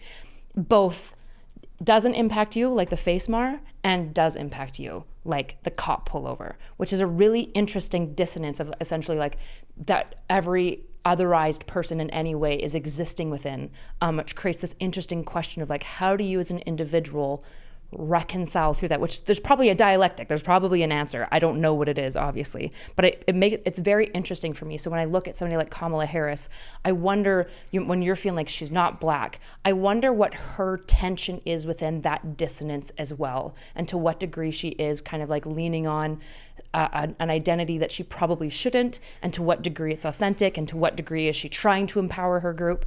I know that's a big constellation of ideas, but I'm curious your thoughts on any of that. No, it's interesting. It's very interesting. And I hadn't quite thought of it that way. I hadn't put myself in her shoes. And so does she have to bear in mind that whatever her choice might be, other people are going to see her in a particular way? And this is from early on, and you need a psychologist. No, you need a psychiatrist, I think, to parse it really. I mean, you'd have to go deep. But it all causes me to be a little bit more that is this, stolen valor kind of thinking is one reaction. Like I said, people resent the fact that she has the option of opting out. She's trying to identify herself with a set of historical experiences which she didn't actually have. But the other thing is, what's she to do? Where's she to go? I mean, she is actually brown-skinned, and a lot of people are going to assume she's Black whether she thinks it or not. She's definitely not white. She's definitely not white passing, right? And whatever. And I mentioned my friend Rajiv Sethi because his mother and Kamala Harris's mother knew each other, and he's written about this at his blog. He has a Substack. Rajiv is married to a Black woman, and they have a son, Shiva. And, he's, you might think he's Black. I mean, his mother is an African American, his father is an Indian. I mean, he's, and she's a brown-skinned African American, unlike Donald Harris, who is a very light-skinned African American, Jamaican, Afro-Jamaican, and a little bit more empathy might be a good thing to call upon here when we talk about this racial identity problem. And if she weren't running for president, I might be able to afford her a little bit more empathy. I feel like one of the challenges when I talk to people is there are two sides of viewing a particular issue you have to deal with when it comes to like personal situations. And you can acknowledge that there might be a thing that makes it harder to succeed in life. And when I'm talking on a policy level, I'm usually going to be speaking to those things. Like we need to have whatever is necessary to help children that can't get food, to help people in poor neighborhoods, have economic activities, access to jobs, access to education, food, whatever. But on a personal level, I'm an anarcho-libertarian. Like if I'm giving advice to my son, or if I'm giving advice to an individual, like don't worry about what anybody else says. Don't worry about whatever this is. Like you're the only one at the end of the day who's in charge of your own destiny. Like if you're going to succeed, it's going to be on you alone. Like don't get too mind destroyed over every other thing.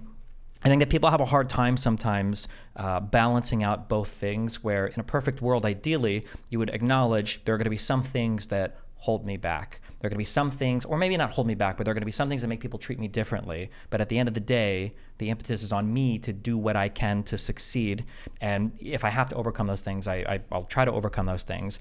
And sometimes I guess my complaint would be that sometimes conservatives push too much on one end, where they pretend the individual challenges don't exist. But then sometimes I think progressives do something that I think can be just as harmful, which is to say every failure you have is actually as a result of this.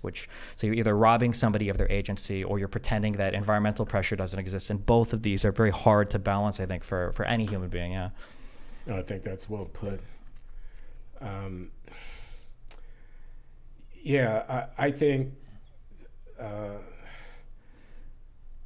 the existential challenge of living in good faith faces all of us. Every single one of us has a tale to tell. We're all embedded in the warp and woof and flux of culture and history.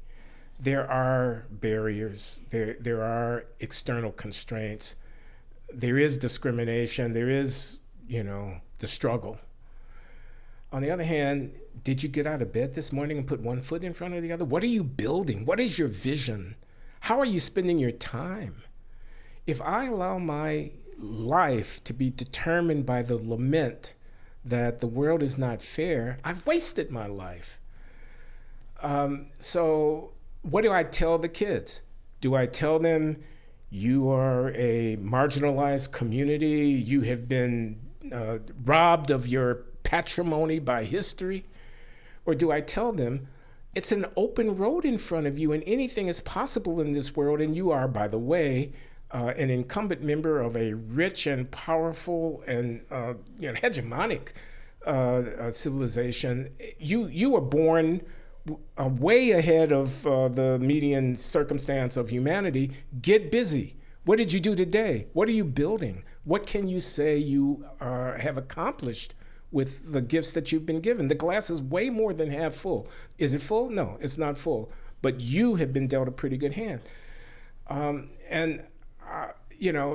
This is not a sociological question. This is a spiritual, in my opinion, it's a spiritual question. What does it mean to live with dignity and to live a life in good faith? To opt for the excuse, I didn't achieve because they wouldn't let me, even if it's true, is to surrender your dignity, fight to the end, be busy, get busy. And by the way, that busyness can be political. It can be organizing. It can be giving voice to the frustration and the marginalization. It doesn't have to be obeisance to the status quo, but it means not stasis, not resignation, not wallowing in victimhood, this kind of thing. This is what I'd say. Yeah. So I want to ask you, you have a new book. It's called Late Admissions. Came out in March or May of 2024. It's brand new, and I remember reading over. It's a very shocking book because it's deeply, deeply honest. And we were talking about it a little bit before the show as well.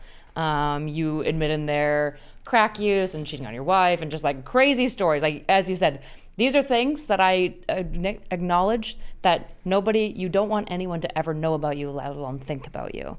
And we talked a little bit about why the memoir, but I just want to kind of go back into that.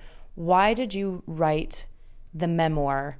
It's an interesting choice to do as a economist and a thinker and kind of somebody who's known as a thinker, to go and write this brutally honest autobiography. Yeah, well, as I answered you when you asked me, in the first instance, I needed a project because the theoretical ideas for the math papers in economics weren't coming as quickly as they used to come when I was 30 years old. And a person has to give an account of himself. So what am I doing? What am I working on? What's my project? And I settled maybe 10 years ago on the idea that I'd write an autobiography because I had some pretty good material to work with, Working class kid off the south side of Chicago ends up father at the age of 18 and again at 19 and again at 21. Kid born out of wedlock, scrambling around a community college, becoming an intellectual when I get discovered by one of my teachers, ending up at MIT, math whiz, so to speak, and, all of that. But I was going to say dogged or plagued by certain demons and, wanting to be an authentic person from the streets, even though the streets were long behind me by the time I ended up at a place like MIT or a place like Harvard. And becoming a heterodox figure in terms of my politics and going through all of what one goes through when you vote for Ronald Reagan, even though you were born on the south side of Chicago in the early 1980s and things like that. So I thought I had a story to tell. Harvard. I'm 33 years old when I become a tenured professor at Harvard. I'm a hotshot. But I'm also like my uncle's nephew, and I'm a guy that doesn't mind a little bit of action, and I'm looking for a thrill, and I'm on the wild side. I'm walking on the wild side. I'm on the edge. And I fall in love with being on the edge. This is my history, which I'm contemplating as I think about whether or not I want to write this memoir, and I think I got some material. I'm on the edge. I'm living seminar room by day, housing project by night. I know what a crack house is. I know what they do there. I'm doing it. I know what it means to have a wonderful wife and devoted spouse at home, but to also enjoy the prerogatives of a guy who runs the streets and et cetera. And I'm playing both sides of the street. And I think I've got some material to work with. I end up with a crisis of confidence when I'm at Harvard. I changed my career path there, et cetera. I end up with a mistress that I'm keeping in an apartment in the south end of Boston, and it blows up in my face when we have a big fight, and she accuses me of assault, and it becomes a public thing, and whatever. I won't go into too much detail. I'm just saying I got some material to work with. I end up a crack addict. Okay, by degrees. Didn't happen all in one day, but it happened. A little bit of cocaine here, a little bit of cocaine there. The next thing you know, you're smoking it every day, and it's taking all your money, and it's all you care about, and whatever. I end up a born-again Christian because I wanted to stop doing cocaine, because the Christian community was a loving embrace, because there are some answers for some people in faith. It's not a game. It's not silly. It's a serious matter. I end up abandoning my religion because I'm an intellectual, and I realize that it's a serious matter. It's not a game. On the other hand, man, virgin birth, resurrected from the dead, can I really believe that? And I ask myself these questions, and so on. So I had material to work with. I started out thinking that it was supposed to be about politics. Then I thought it was supposed to be about the enemy within. At first I thought it was about changing my mind. I was on the left, I was on the right, I was on the left. When I was on the left, they liked me. When I moved to the right, they didn't like me. But the people on the right liked me. But then I didn't like them, and so I moved back to the left. And then they didn't like me anymore as much. And the ones on the left who I left when I went to the right, who were welcoming me back when I moved back to the left, were they really my friends? Why was I doing it? This kind of stuff. I thought it was about politics. Then I thought it was about the enemy, and I was going to call the book Changing My Mind. Then I thought it was about life challenges, like how do you overcome drug addiction? Like what about that woman who stood by you while you were, going out there doing everything under the sun? What about your loss of confidence when you were at Harvard and you didn't think you were good enough to be there? And this is back to what we were talking about earlier. I'm black. If I hadn't been black, as my esteemed senior colleague Tom Schelling told me, you think you're the only one who's afraid of failing here at Harvard? Every one of your colleagues is a neurotic, hiding behind their secretaries, worried about somebody asking them to justify their existence.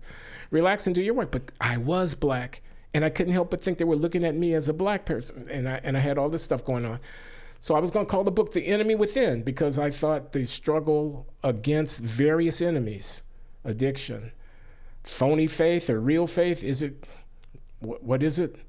Confidence in myself as a person who might fail, because everybody might fail, but who quit the field too soon because he didn't want to be the only black guy in the office who was also the also-ran guy, whatever. And I thought the book was going to be about the internal struggle to live authentically and in good faith, as I've said, as a black man in the 20th century America, and I thought it was that. And then I realized that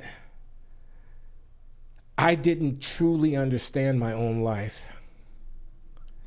And I realized that the right vision for the book was a engagement with this, I call it the problem of self-regard, an engagement with this recollection of what actually happened and a coming to grips with what really happened. Because I had told myself one cover story after another of self-justification. And I realized that if I exposed this self-duplicity, this kind of, I told myself that story because it was what I needed to say. For example, I told myself that the economics department at Harvard was cold and indifferent. And that the reason that I needed to move out of economics and into public policy, which I did do, and I changed the direction of my career from green-eyed shade technical theorist to a pundit who would comment on public affairs and do stuff for the Kennedy School, which I moved to. I told myself that was because they were pushing me out at Harvard at economics, and they were cold and they were indifferent, but the real reason was that I lost my nerve. I choked. And I told myself a variety of stories like that, which weren't true. And in retrospect, I saw that they weren't true. And I realized that I had built my whole account of my life on less than fully credible foundation, and that the process of self-revelation was worth sharing with the world. I'm not the only person in this existential dilemma, I thought. And I thought, now we're getting close to a book.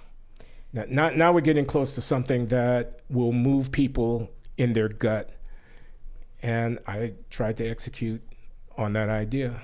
In kind of, re-narrativizing your life or trying to understand why you made decisions that you made in the past, is there anything, if you could communicate one or two things to your past self, I guess something you would consider profound or insightful maybe that took you a long time to figure out. Is there anything you wish you could have been able to impart on yourself as a 20 or 30-year-old? Or do you think all of it had to be learned through experience, or? Yeah.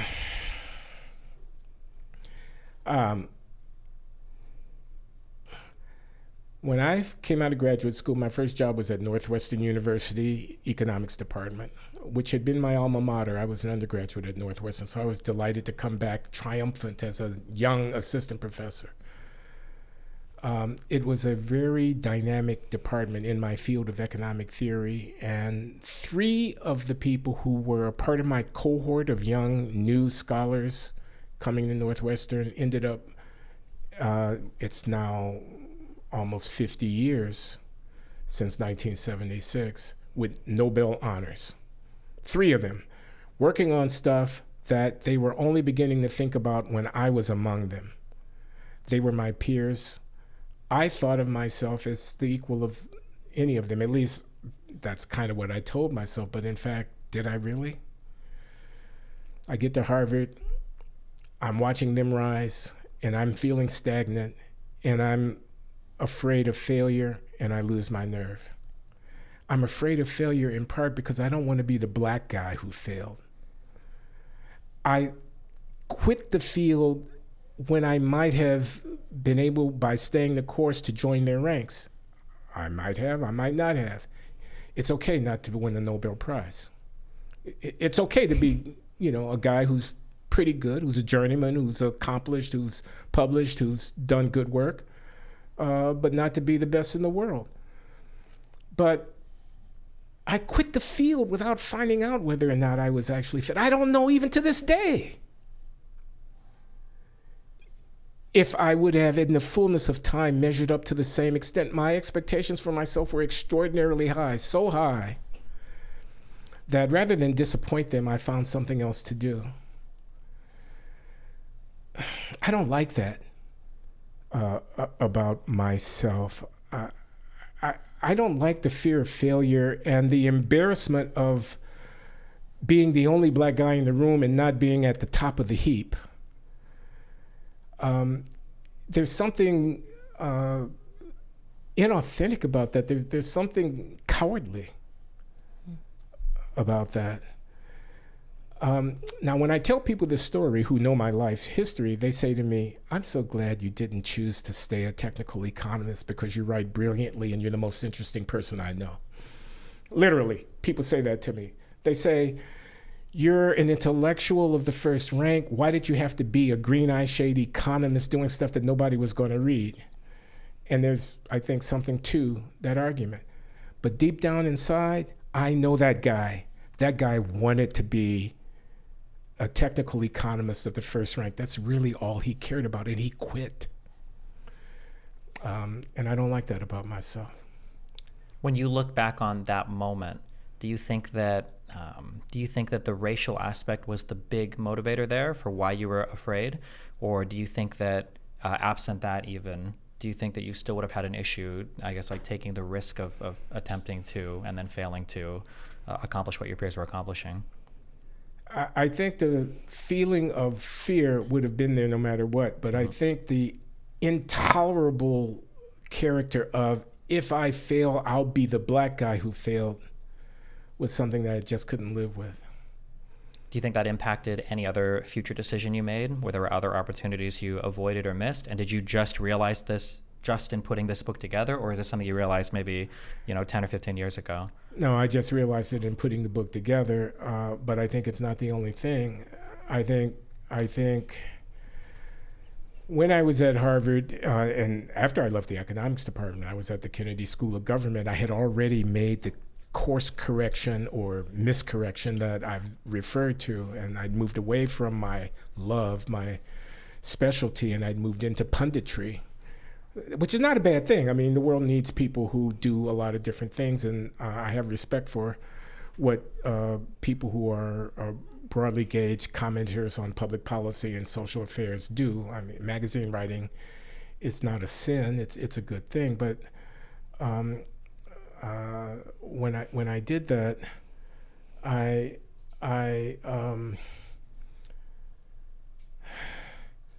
sorry, I lost my track of thought. What was the question? Just the what other things do you think that had? Was this like a one decision you made that messed up, or is there a future? Yeah. So that was one thing. That was, in a way, that was a cover story.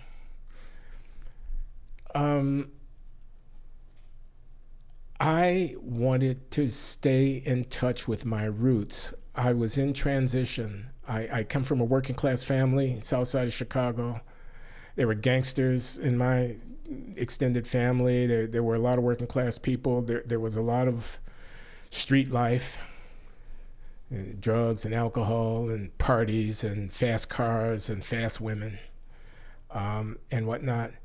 And I kind of identified with that aspect of my blackness, but I was a rarefied, ossified,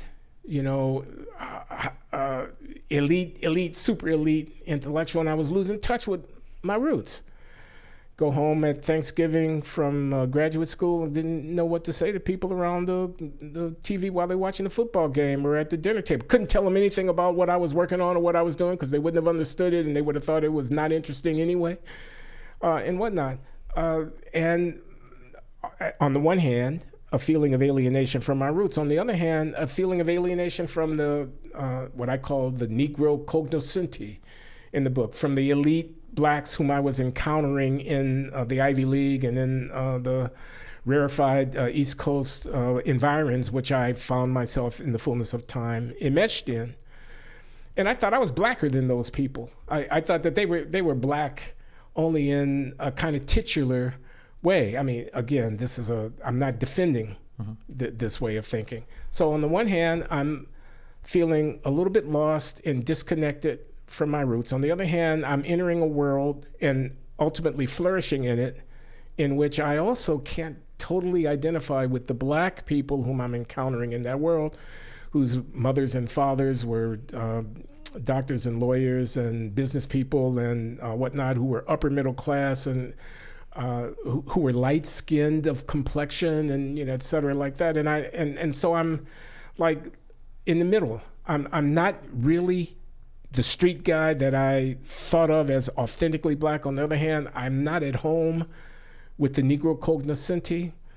And I found myself embracing a kind of life in part in a search for authenticity. I want to stay black.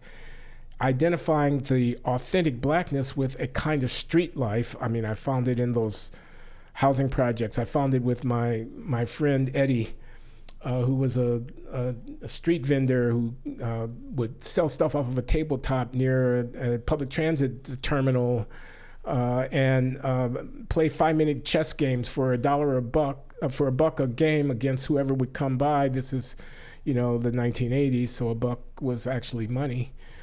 The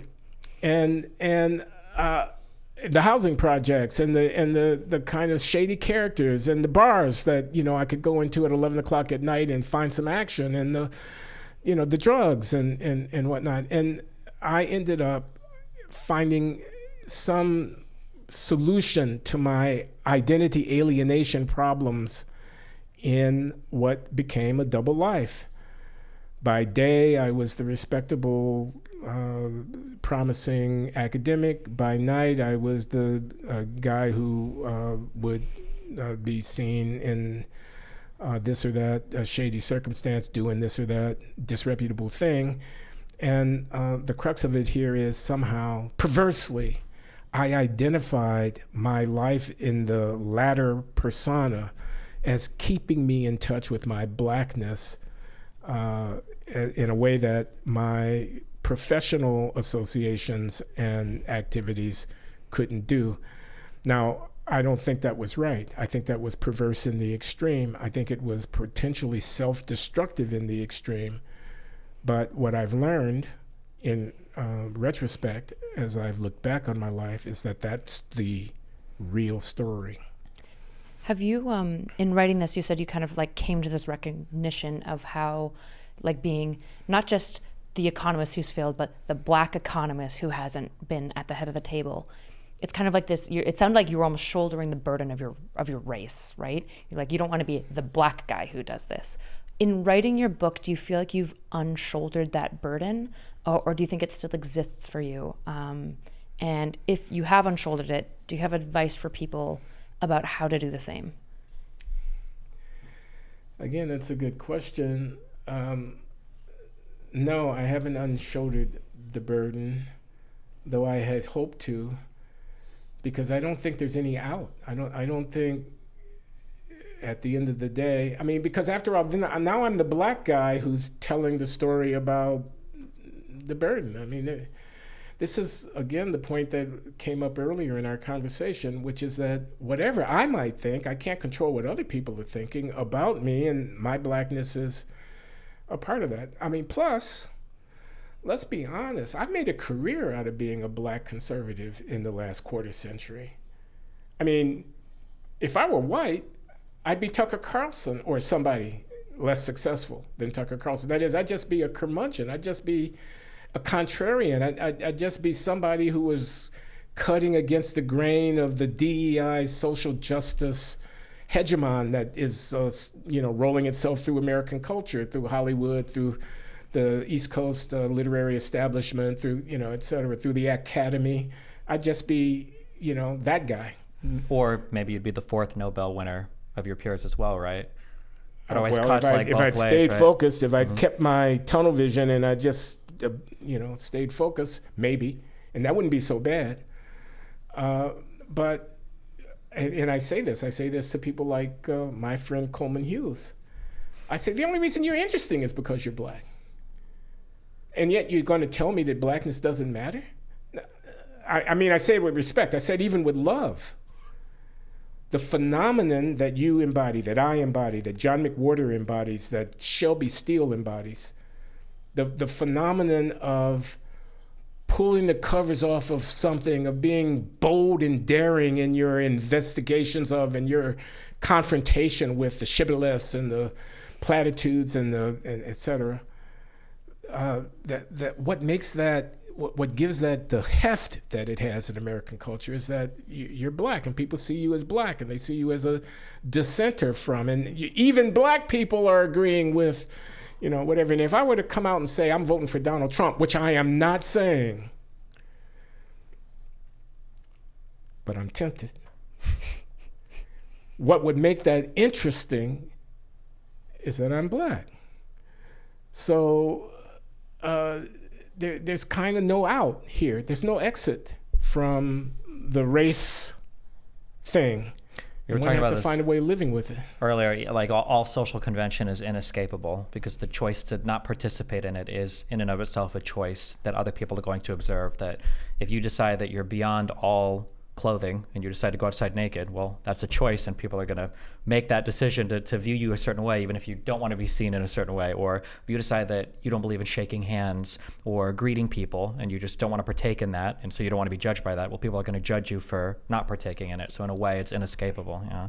That is exactly right. So there's no like true unshouldering or untethering necessarily. Can I just mention Thomas Chatterton Williams in his book, Self-Portrait in Black and White, Unlearning Race? I mention that because I think his exploration in that book, it's a very personal account of his own life. His mother is white, his father is black, so he's mixed race. He married a French woman who I think would have to be called white, and he has children, and the children are therefore 1/4 black, whatever that might mean, and he's pondering that, I think, quite interestingly and seriously in this book. But that's the thing, unlearning race. How do you unlearn race? Believe me, it is not a unilateral disarmament kind of thing. Have you ever, I'm going to shift, I want to shift back a little bit because there was a word that came into my mind when you were talking about the self-account and like revelation that you were having, which was essentially these lies that you told yourself to kind of make yourself feel comfortable with your choices when the reality is it might have just been cowardice, right?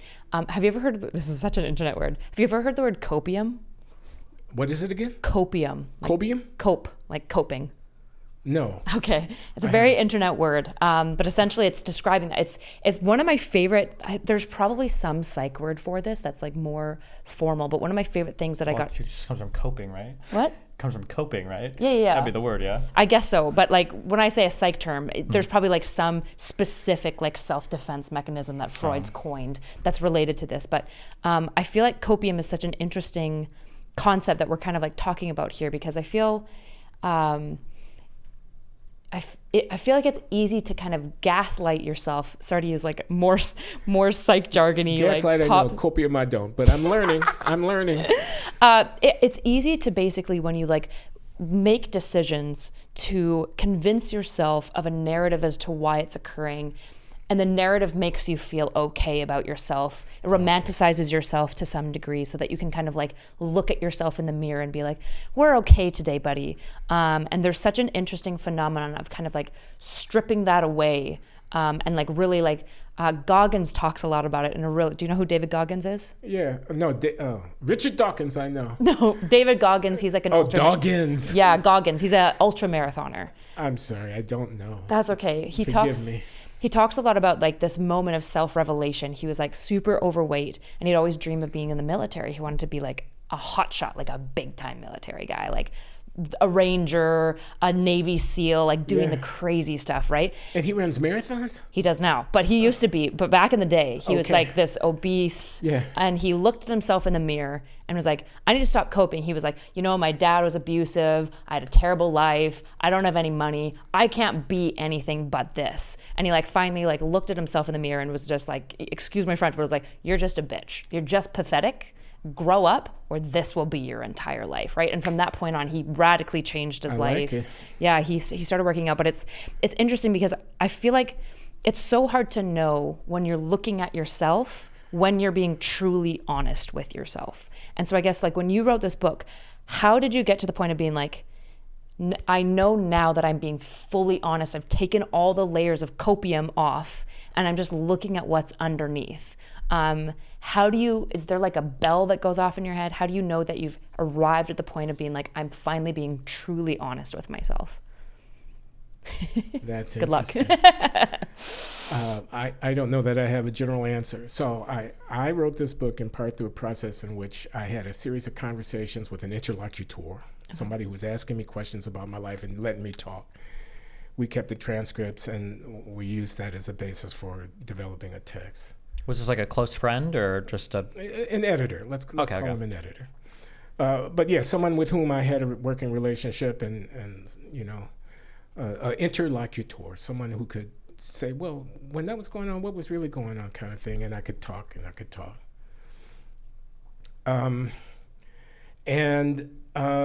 In this process of going through the account, okay, what was going on with you and your wife, Linda? And when you were out there, what was going on with her? And what were you thinking about that? Or what was going on with you and God? You were in this church, you know, whatever. And I'm talking.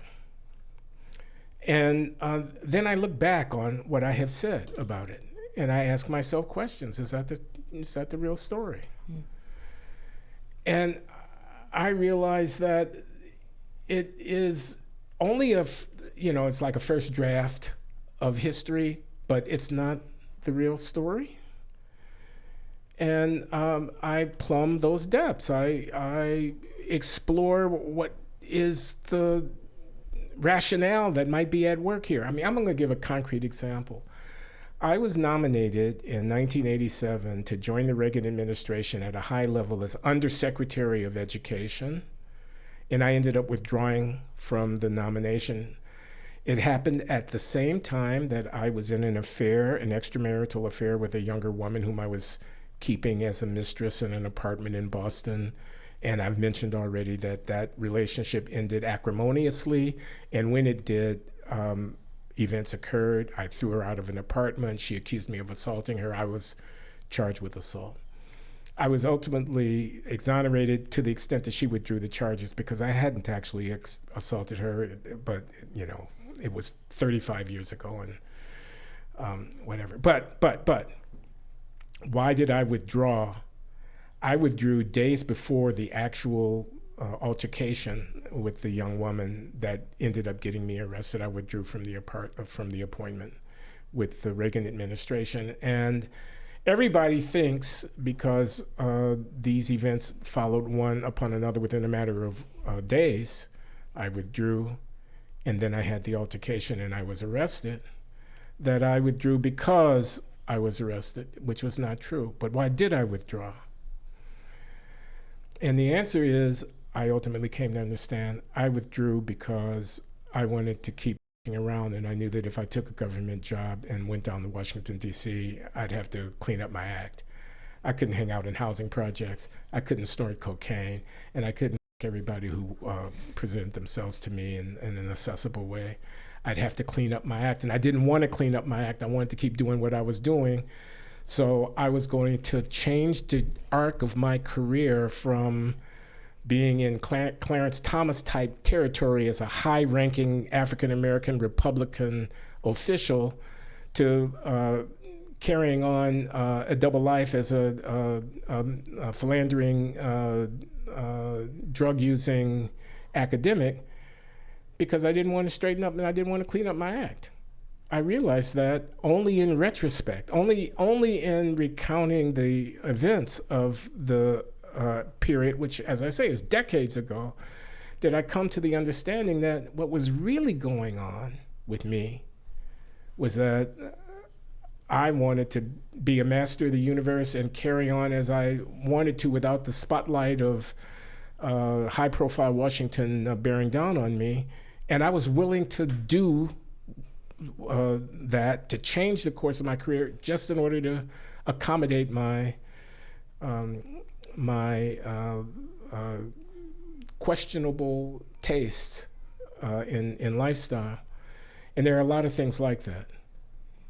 One of the little mental checks I have, I try to like concrete mental checks, especially being a semi-public figure, because I'm sure you've seen audiences can move you in certain ways, and it can be kind of scary to take a step back and think, do I actually believe this, or am I kind of beholden to, an audience opinion here, or am I just being, obstinate because I've argued with whoever recently?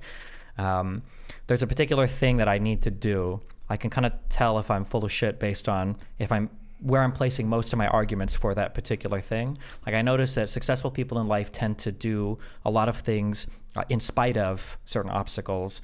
And I think that people who are less successful tend to have a lot of reasons, like, because of this, I can't do this. And so if there's a particular thing that you probably should do, but you don't want to do, and then you look at how you've evaluated that thing, well, do I really want to, should I go to community college, right? I got my GED, should I go to community college? And it's like, well, I'm working full time. I don't even know if a community college will help. I don't think I have the money. If you have all of this stacked here, and it's like, well, what'd you consider on the other side? It's like, maybe nothing.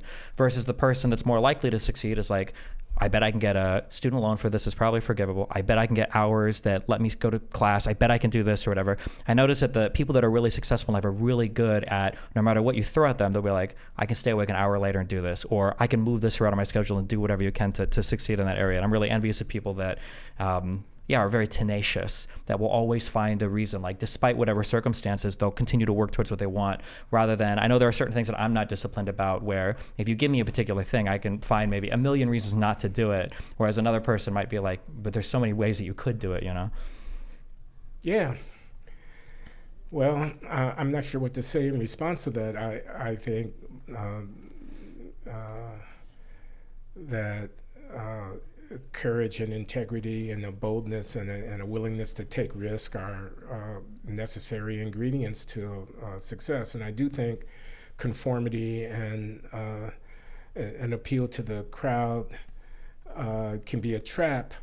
On the other hand, I think we live in a world of cancel culture. I think one wants not to run afoul of the currents that seem to be dominant in one's time.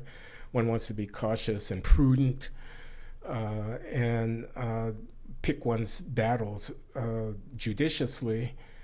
So there's a lot of stuff that I think that I don't say. A lot.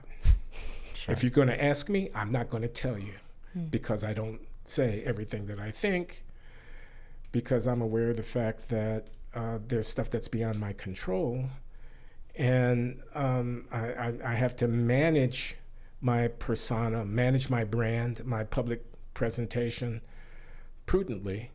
And therefore, of course, I'm performing to a certain degree. I mean, I'm a student of the late great sociologist Irving Goffman, who made a career 50 years ago, 75 years ago, out of noticing that the performative dimension of social life is ever present. We're always presenting ourselves, how we dress, how we walk and talk, what we think about, what we say to others, with a mind to thinking, what will they think of me if I do this or if I do that? And it's easy to say, I don't care. It's also foolish to act as if you don't care.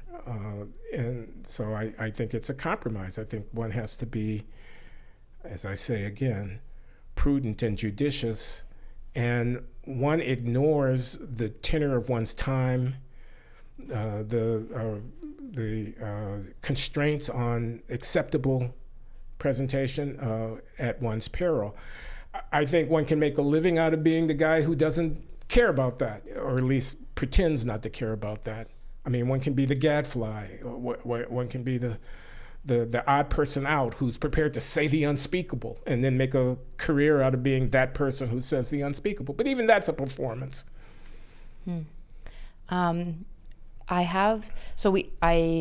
For the first time ever, actually, I've got 2 questions from Patreon. I usually, before a guest comes on, I put out, we have a guest coming up.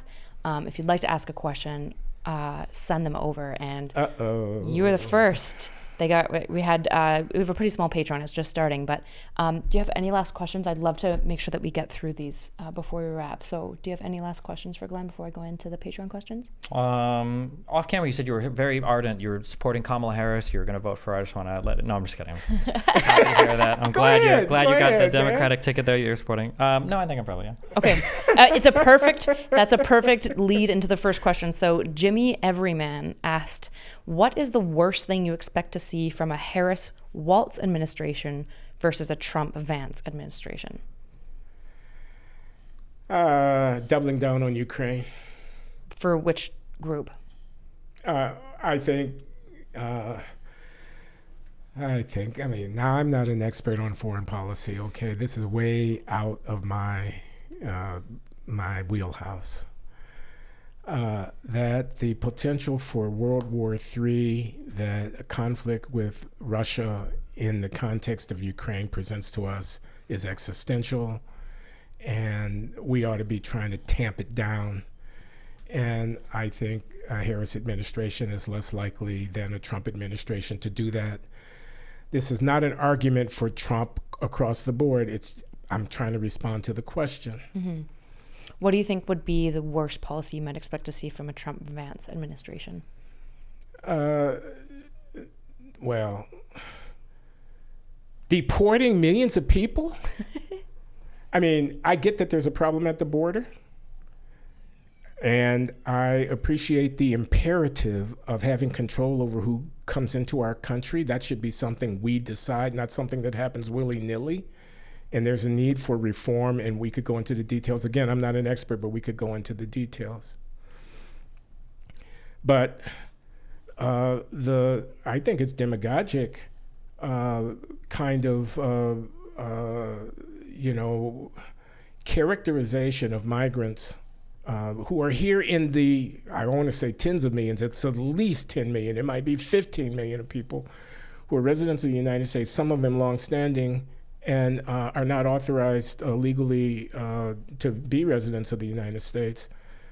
That the notion that we're going to have mass deportations of those people is a horrific civil libertarian nightmare, which would make a fascistic characterization of the American state all the more accurate if it were to be executed. So, I don't think that's the answer, and I think if he were to become president to act on that, that would be a pretty bad thing. But why does anybody care what I think about these things? Jimmy does. I don't know. Second question. God of Doors asked this question. In your lifetime, what do you think is the best federal government policy that has been enacted? Jeez. I know. Oh, God. You only got one policy in 76 Well, okay, I'm going to years. give you're going to ask me a question like that, I'm going to give an answer like that. The Voting Rights Act of 1965, which addresses the problem of the disenfranchisement of people by race in the legacy political order in the Jim Crow South by empowering the federal government, the courts, and the legislature to insinuate themselves between those state governments and the people on behalf of the project of making sure that one person got one vote. All right.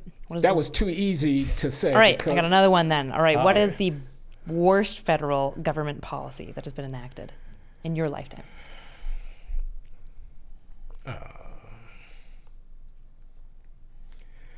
Well, again, this is a pat answer. We prosecuted a war in Southeast Asia from 1960, say roughly 1958, whatever it was. I mean, that the French were defeated at Dien Bien Phu and or whatever you all call it now, and I'm a little bit at sea, and it went on for a decade and a half.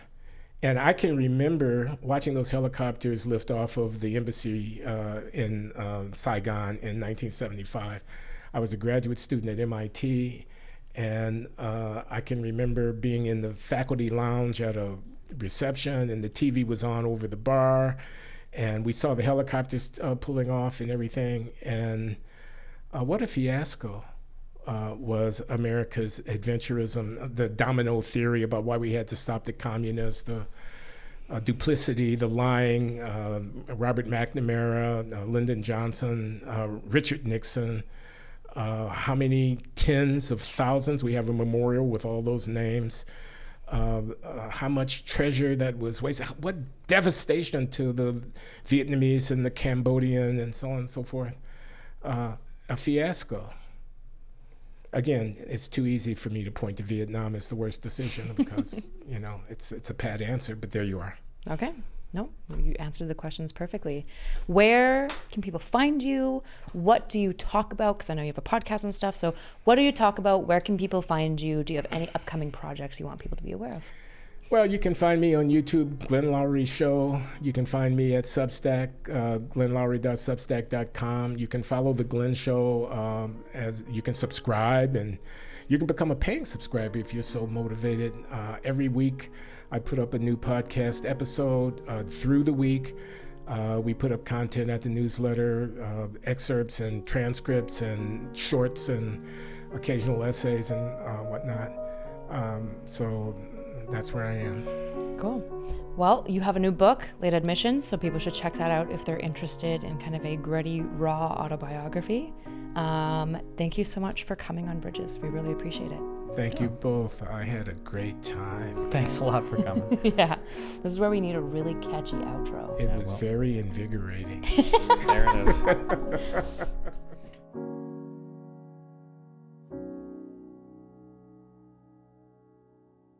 The news is divided. Ground news puts it back together. So you can see how many sources are reporting on any breaking story, where they fall on the political spectrum, how reliable they are, and who owns them.